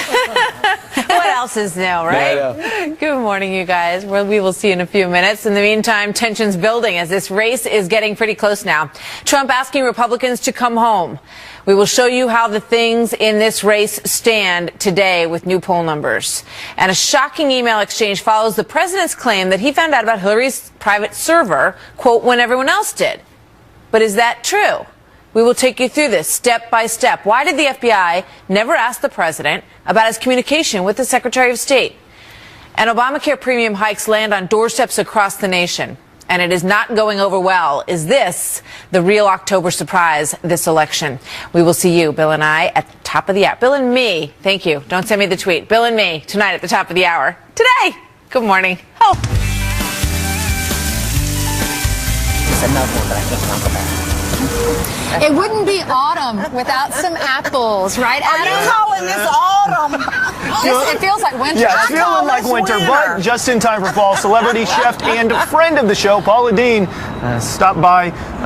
We're learning about two ways to cook apple pie. Can I introduce you to? Because Adam, you do weather in Atlanta. In Atlanta. She's in Savannah. Yeah, I know it.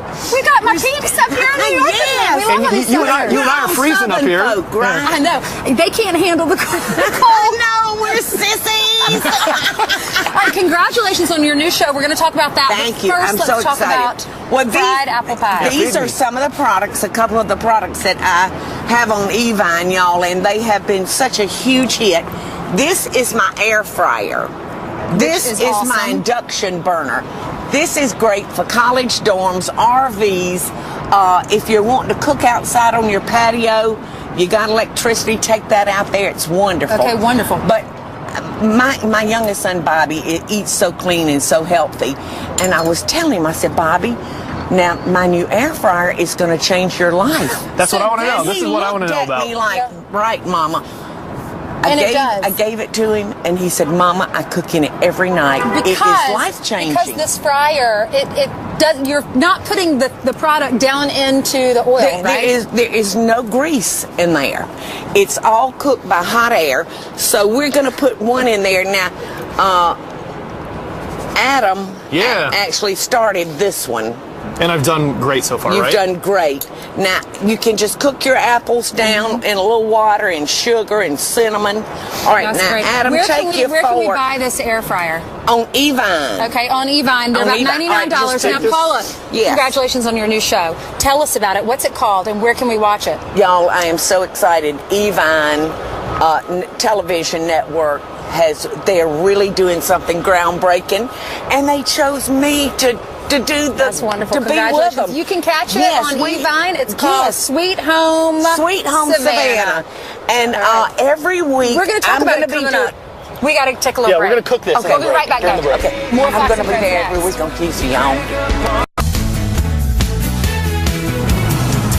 We're out here with Paula Dean. Paula, my wife just sent me a text. She wants an air fryer. I know. I don't blame you, Kathy. I want It's to. the bomb. Where do you go? Where do you get it, though?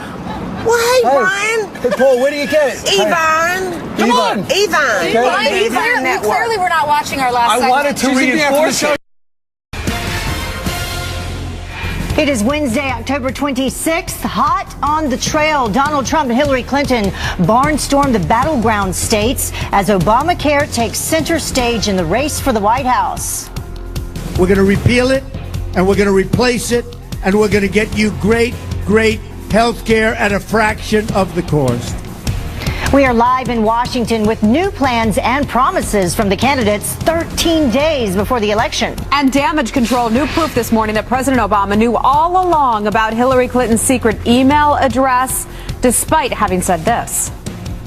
When did you first learn that Hillary Clinton used an email system outside the U.S. government for official business while she was Secretary of State? At the same time, everybody else learned it through news reports. The brand new emails showing pure panic in the Clinton campaign. We'll show you some of those. And Beer Run, Uber's first self-driving truck, completes a critical 120-mile journey with no driver behind the wheel. Fox and Friends First starts right now.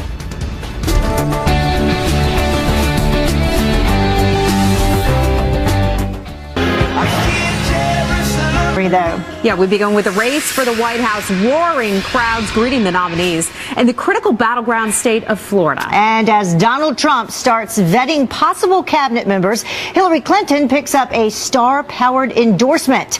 Garrett Tenney live for us in Washington with the latest on the campaign trail. Good morning, Garrett.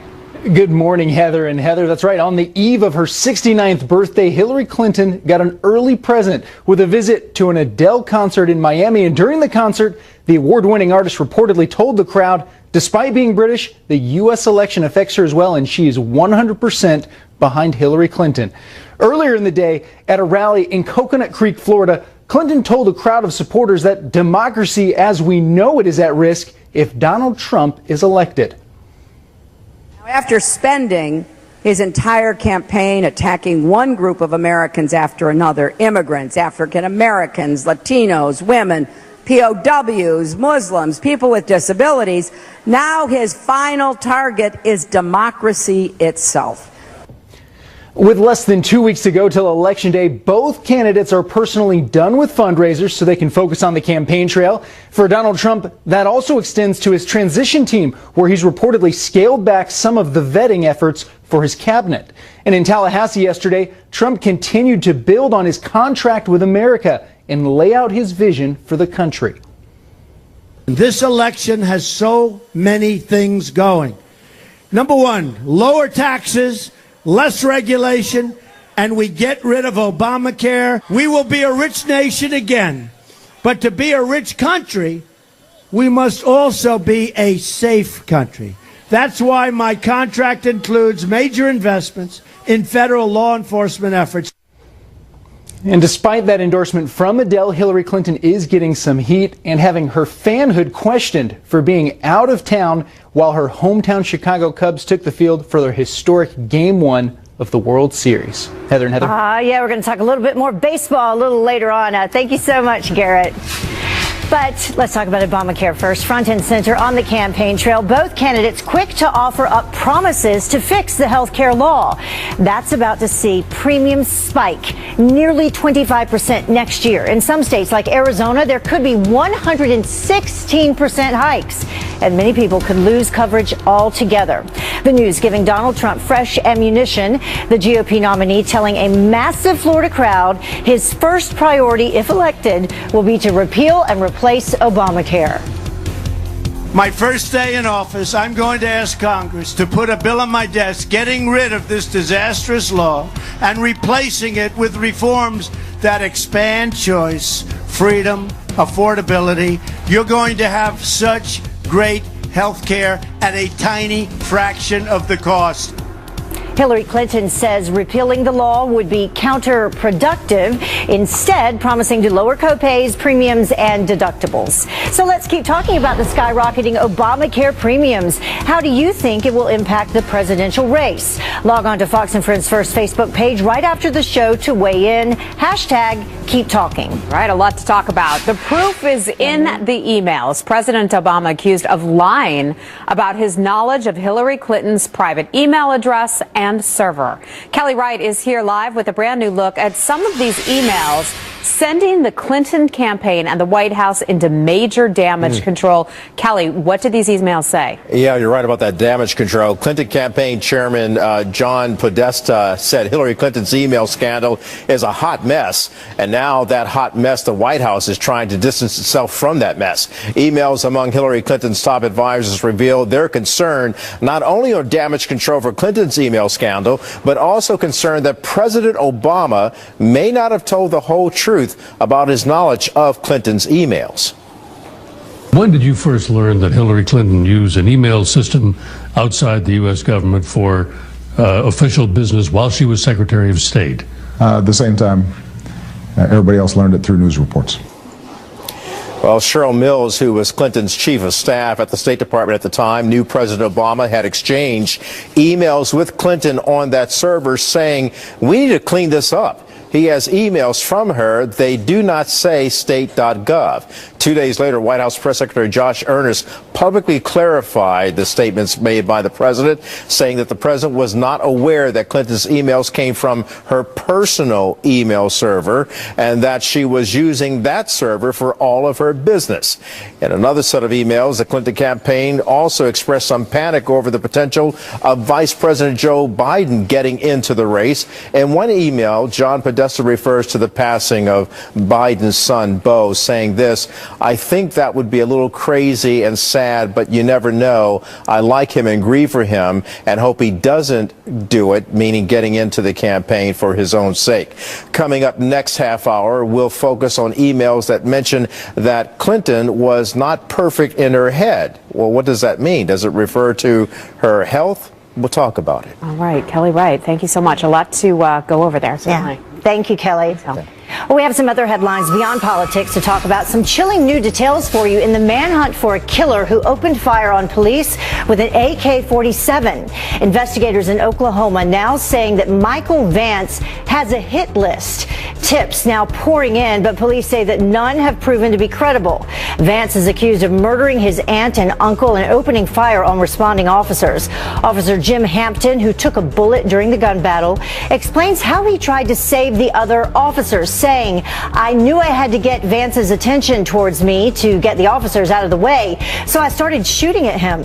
Vance, on the run since Sunday, is considered armed and dangerous. Well, a Marine Corps pilot lucky to be alive this morning after his F-18 crashes in a fiery explosion overnight. Brand new video just in from that scene. This from San Bernardino County, California. Officials say that the pilot ejected after the jet touched down, but before it burst into flames. This happened at the end of a training flight over the Mojave Desert. The pilot, whose name has not been released, was taken to the hospital as a precaution. Glad to hear that he or she will be okay. Absolutely. Well, coalition forces expecting an even fiercer resistance in the quest to retake Mosul. You're looking live at the battlefield. This is right now as an elite unit of the Iraqi army moves within a mile of the embattled city. Army General Joseph Votel makes a surprise visit to the front lines, becoming the senior-most military official to do so. He says that ISIS is running on borrowed time and their clock is running out. Well, outrage building as Secretary of Defense Ash Carter promises a quick resolution to the Pentagon's efforts to reclaim bonuses that were given to veterans. Anybody who volunteers to serve in the armed forces of the United States deserves our gratitude and respect. Period. Well, Speaker of the House Paul Ryan also calling on the Pentagon to stop its efforts as the House now launches an investigation. The Defense Department demanding cash back. In fact, $15,000 an average for each service member. Audits reveal that the California National Guard overpaid troops in order to hit reenlistment quotas. Some people saying we bailed out banks. We can certainly bail out our troops. Our veterans, for sure. Well, Josh Brown's NFL career is likely over. The New York Giants releasing their kicker after he admitted to abusing his now ex-wife. Police documents from May of 2015 revealing that Brown was physically, emotionally, and mentally abusive. And that's a quote. Brown was suspended for one game after the charges were dropped. The Giants and the league now facing widespread criticism for how how they A lot of Chicago Cubs fans. 1993 high school yearbook. I'm impressed. Well, he's taken a big leap there. He That was they'll win the World 100 Series. years, and he knew the year. Meantime, history being made. We'll keep All right. watching. Yeah, thank you Thanks so a much. lot. We'll talk to you back later. to talk about weather in just a little bit. Okay. Well, the time now is 10 minutes after the top of the hour, and amusement park horror. 4 people crushed to death and drowned in a ride in Australia, or on that ride. The major theme park here at home now taking action. Donald Trump has been hammering a rigged election for weeks. That's what he calls it. And it turns out, well, could he be right? The voter machines changing Trump votes to Clinton votes.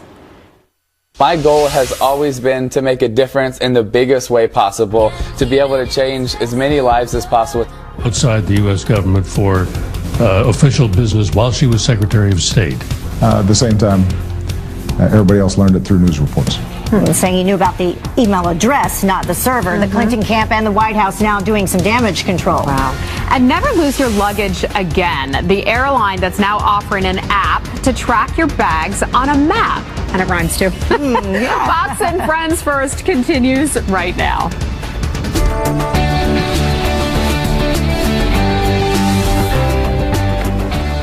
You're a poet and you didn't know it. Right. Know that phrase?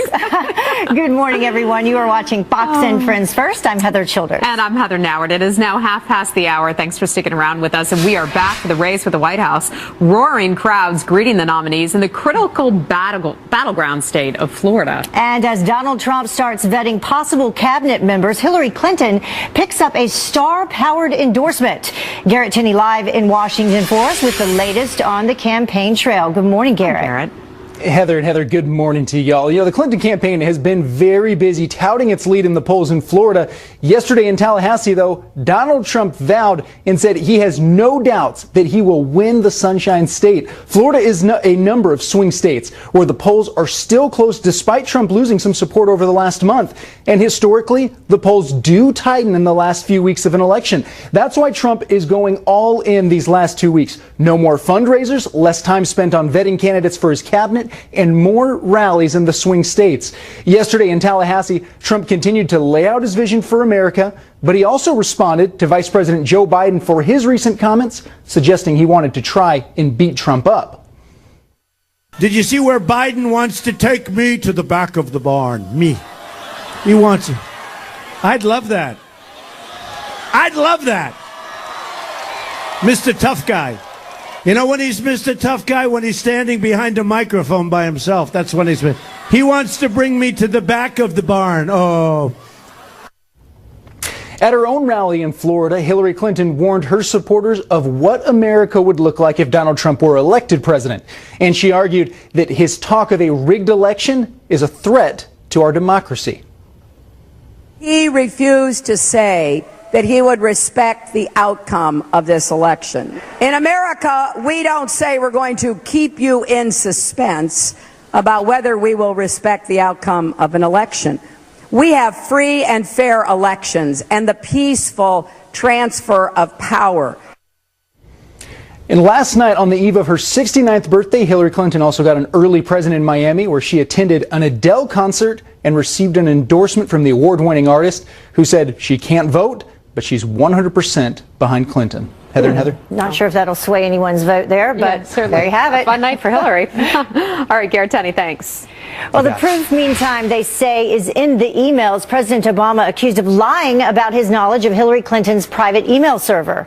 Kelly Wright here live with a look at the brand new emails sending the Clinton campaign and White House into damage control. Good morning. Good morning to you. It just doesn't stop. Clinton campaign chairman John Podesta said Hillary Clinton's email scandal is a hot mess.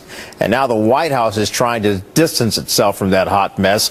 Emails among Hillary Clinton's top advisors reveal their concern not only on damage control for Clinton's email scandal, but also concern that President Obama may not have told the whole truth and nothing but the truth about his knowledge of Clinton's emails.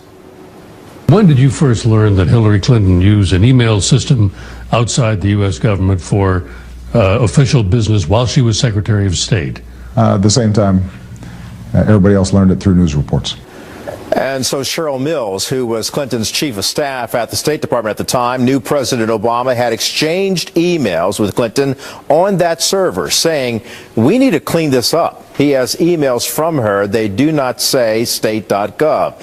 And 2 days later, White House Press Secretary Josh Earnest publicly clarified, saying the president was not aware that Clinton's emails came from her personal email server and that she was using that server for all of her business. And another question rising from emails, were emails about Hillary Clinton's head due to concern about her health? We don't really know. We do know she had a concussion, and campaign chairman John Podesta asked Jennifer Palmieri in an email before Clinton's first Democratic debate in 2015, how bad is her head? Palmieri replied, don't know. And then Uma Abedin left here about an hour ago. I just pinged her to ask about PrEP. Haven't heard back. And then Uma Abedin writes before Clinton's appearance at a public event, writing this, she's going to stick to notes a little closer this AM, still not perfect in her head. Now, to be fair, it's hard to define what Abedin meant with all of that. Was she referring to a health matter for Hillary Clinton or trouble with... And could politics be in the future for one of America's favorite athletes? We've asked this before a couple times. Tim Tebow's answer this time around coming up.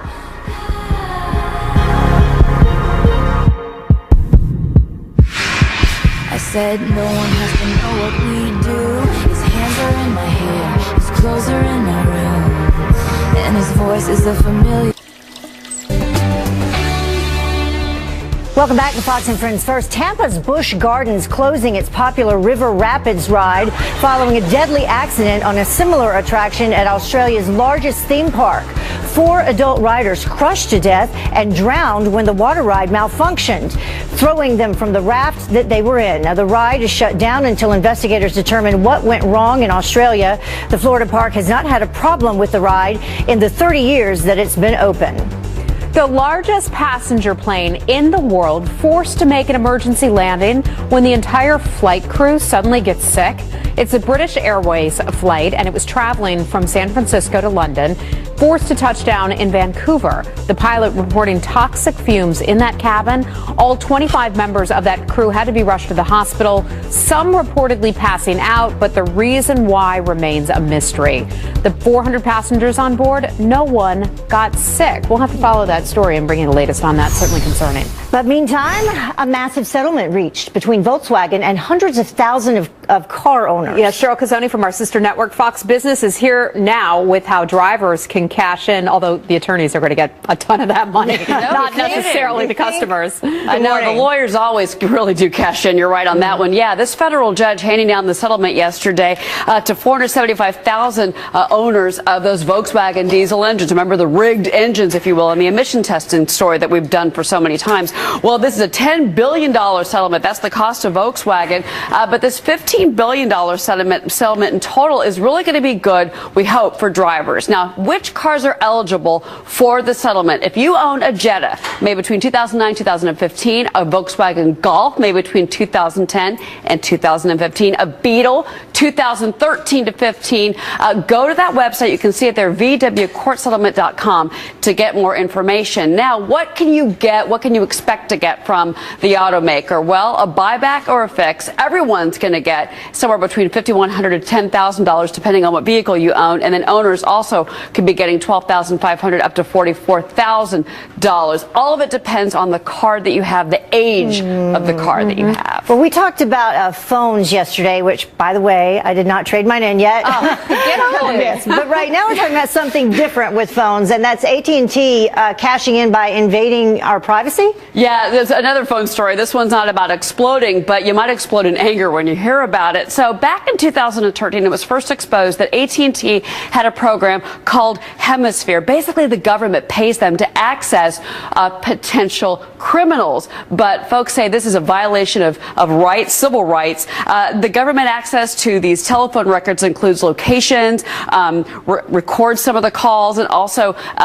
kind of gives you a sense of like where the calls are going, inbound, outbound. The problem here is that civil rights people say, look, they're making millions of dollars off of tracking our phones, even though they say it's to catch drug dealers is their biggest defense here. But many are kind of questioning this program and whether AT&T should stop it. Certainly. Okay, so tell us about this. Uber has a self-driving truck, and that made its first delivery. That's scary. Yeah. And the first delivery was 50,000 cans of Budweiser. Awesome. You gotta love this, right? I like that. So Uber bought this company that makes self-driving technology for 18-wheeler trucks, and they made their first delivery in the middle of the night, which is probably a smart thing. This is the world's first autonomous delivery. $30,000 in hardware on this truck. And this happened in Fort Collins, Colorado. All is well. But we should say the technology for the trucks, it really only works on highways. This is not meant to replace a driver, and a person obviously has to be in the cab of the truck for it to. And you can't replace the Clydesdales either. No. Well, you know, it's Never. interesting, guys. There's so many truck driver jobs out there. Anyway, coming up in about a half an hour, we'll be talking about Obamacare and the cost to you, the taxpayer. Back All to right, you. Cheryl. Thank you so much. Thank you. Well, let's talk some weather. The Northeast could be seeing some white by tomorrow already. It's only October. Guest meteorologist Adam Klotz tracking the very first snow. Good morning again, Adam. Back to do some weather for us. Yeah, good morning. First snow, and this isn't going to be something everyone sees, higher elevations, but it's early to be seeing this already. Temperatures are cold out there this morning, only going to get colder here the next couple of days. So that's what we're paying attention to. Here's your maps. You're really noticing up in the Northeast. That's where the temperature's down at 40 degrees currently in the New York area. Center of the country, a little bit more comfortable. Temperatures closer to 70 degrees in some spots. That warmer air eventually is going to head this direction. But first, we're going to be talking about possibly some snow. Here's your satellite and radar right now. Not a lot happening other than this line of storms moving through the upper Midwest. That heading toward the Northeast. That heading toward some of those colder temperatures. And that could mean some snow up here into the Northeast. Here's your hour-by-hour forecast running you through this evening into early tomorrow morning. That's when you're going to see that possibility. And again, it's just those highest elevations before eventually clearing out for you there on Saturday. So pay attention to tonight into tomorrow morning. And that's when we could be talking about the snow. Right. All right. Thank you, Adam. Great to see you. We'll see you throughout the morning on Fox and Friends. Well, the time now is about 19 minutes after the top of the hour, and President Obama turning his focus to the House and the Senate. They've been in charge of Congress now for the last 6 years, basically. And what have they gotten done? Up next, the key races that you need to watch. And Justin Timberlake learning the hard way about Election Day selfie laws. The race to the White House may be dominating the election headlines, but it's not the only position up for grabs this November. There are some major races for Senate seats in some swing states, including the one replacing right there, outgoing Senate Minority Leader Harry Reid. Here to take a look at some of the big races ahead is political commentator Aaron McPike. Thank you so much for joining us this morning. Thank you. Good to see you. Good to see you, too. Let's take a look first at Florida, the Senate race there. This is the Real Clear Politics average, and we have Marco Rubio leading pretty significantly there right now, 46.2% to 42.8% to his Democratic challenger. Yeah, and look, Marco Rubio is doing really well in that race, and so the National Democratic Party is taking its resources out of that race and redirecting them to other states. Marco Rubio has a huge advantage already in terms of the amount of money he's been able to raise and the money he's spent so far. He's really outpacing that Democrat, who's very green. He's a much younger Democrat. He's about 33 years old, and so Marco Rubio looks like he's probably going to pull that one out. Maybe sending some of their resources to New Hampshire, where the Senate race is really tight. Kelly Ayotte right now with 44.8%, 45.6%. Her Democratic challenger, that is within the margin of error.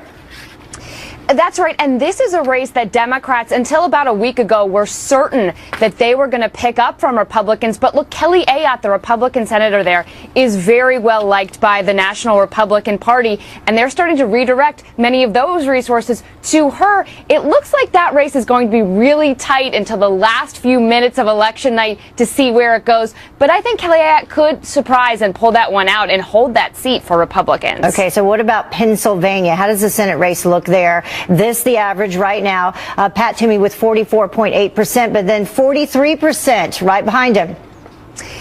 Very tight, and I'm surprised by this race because, of course, Hillary Clinton is leading in Pennsylvania in some polls by a double-digit margin over Donald Trump, and it's looking like voters are willing to split that ticket in Pennsylvania. Pat Toomey is a very conservative Republican, but he's really hanging on, and in fact, in the lead in many of these polls, it doesn't look as though Hillary Clinton is able to pull Katie McGinty, that Democratic challenger, over the finish line. It'll be a tight race, but I think that's one that Democrats are very nervous about. Doesn't look like they're going to be able to flip that seat. Now, the GOP think that this next state, Nevada, they will be able to steal a seat back from the Democrats. And looking at who's running there, 41.5% Joe Heck and 43.5% Catherine Cortez Masto. That's right. And what's interesting about that state is that the Republican Party has not had a very strong presence in Nevada over the last couple of cycles, even though they've been doing better there with some of the races. Donald Trump was able to keep that race tighter in Nevada against Hillary Clinton for a longer time than in some of the other states. But yes, you're right. That this is a state that Republicans are pretty sure they can take back from the Democrats. So watch that one. That one's going to go late, too, on election night. Replace Harry Reid. So a lot of people watching that one. Aaron, thank you so much for joining us. We'll see what happens. Thank you. Thanks. Fun to look at the Senate races. Well, the time now is 27 minutes after the hour, and this morning there are fresh concerns about Hillary Clinton's health. We have some brand new emails that her campaign didn't want voters to see. You play ball like a girl!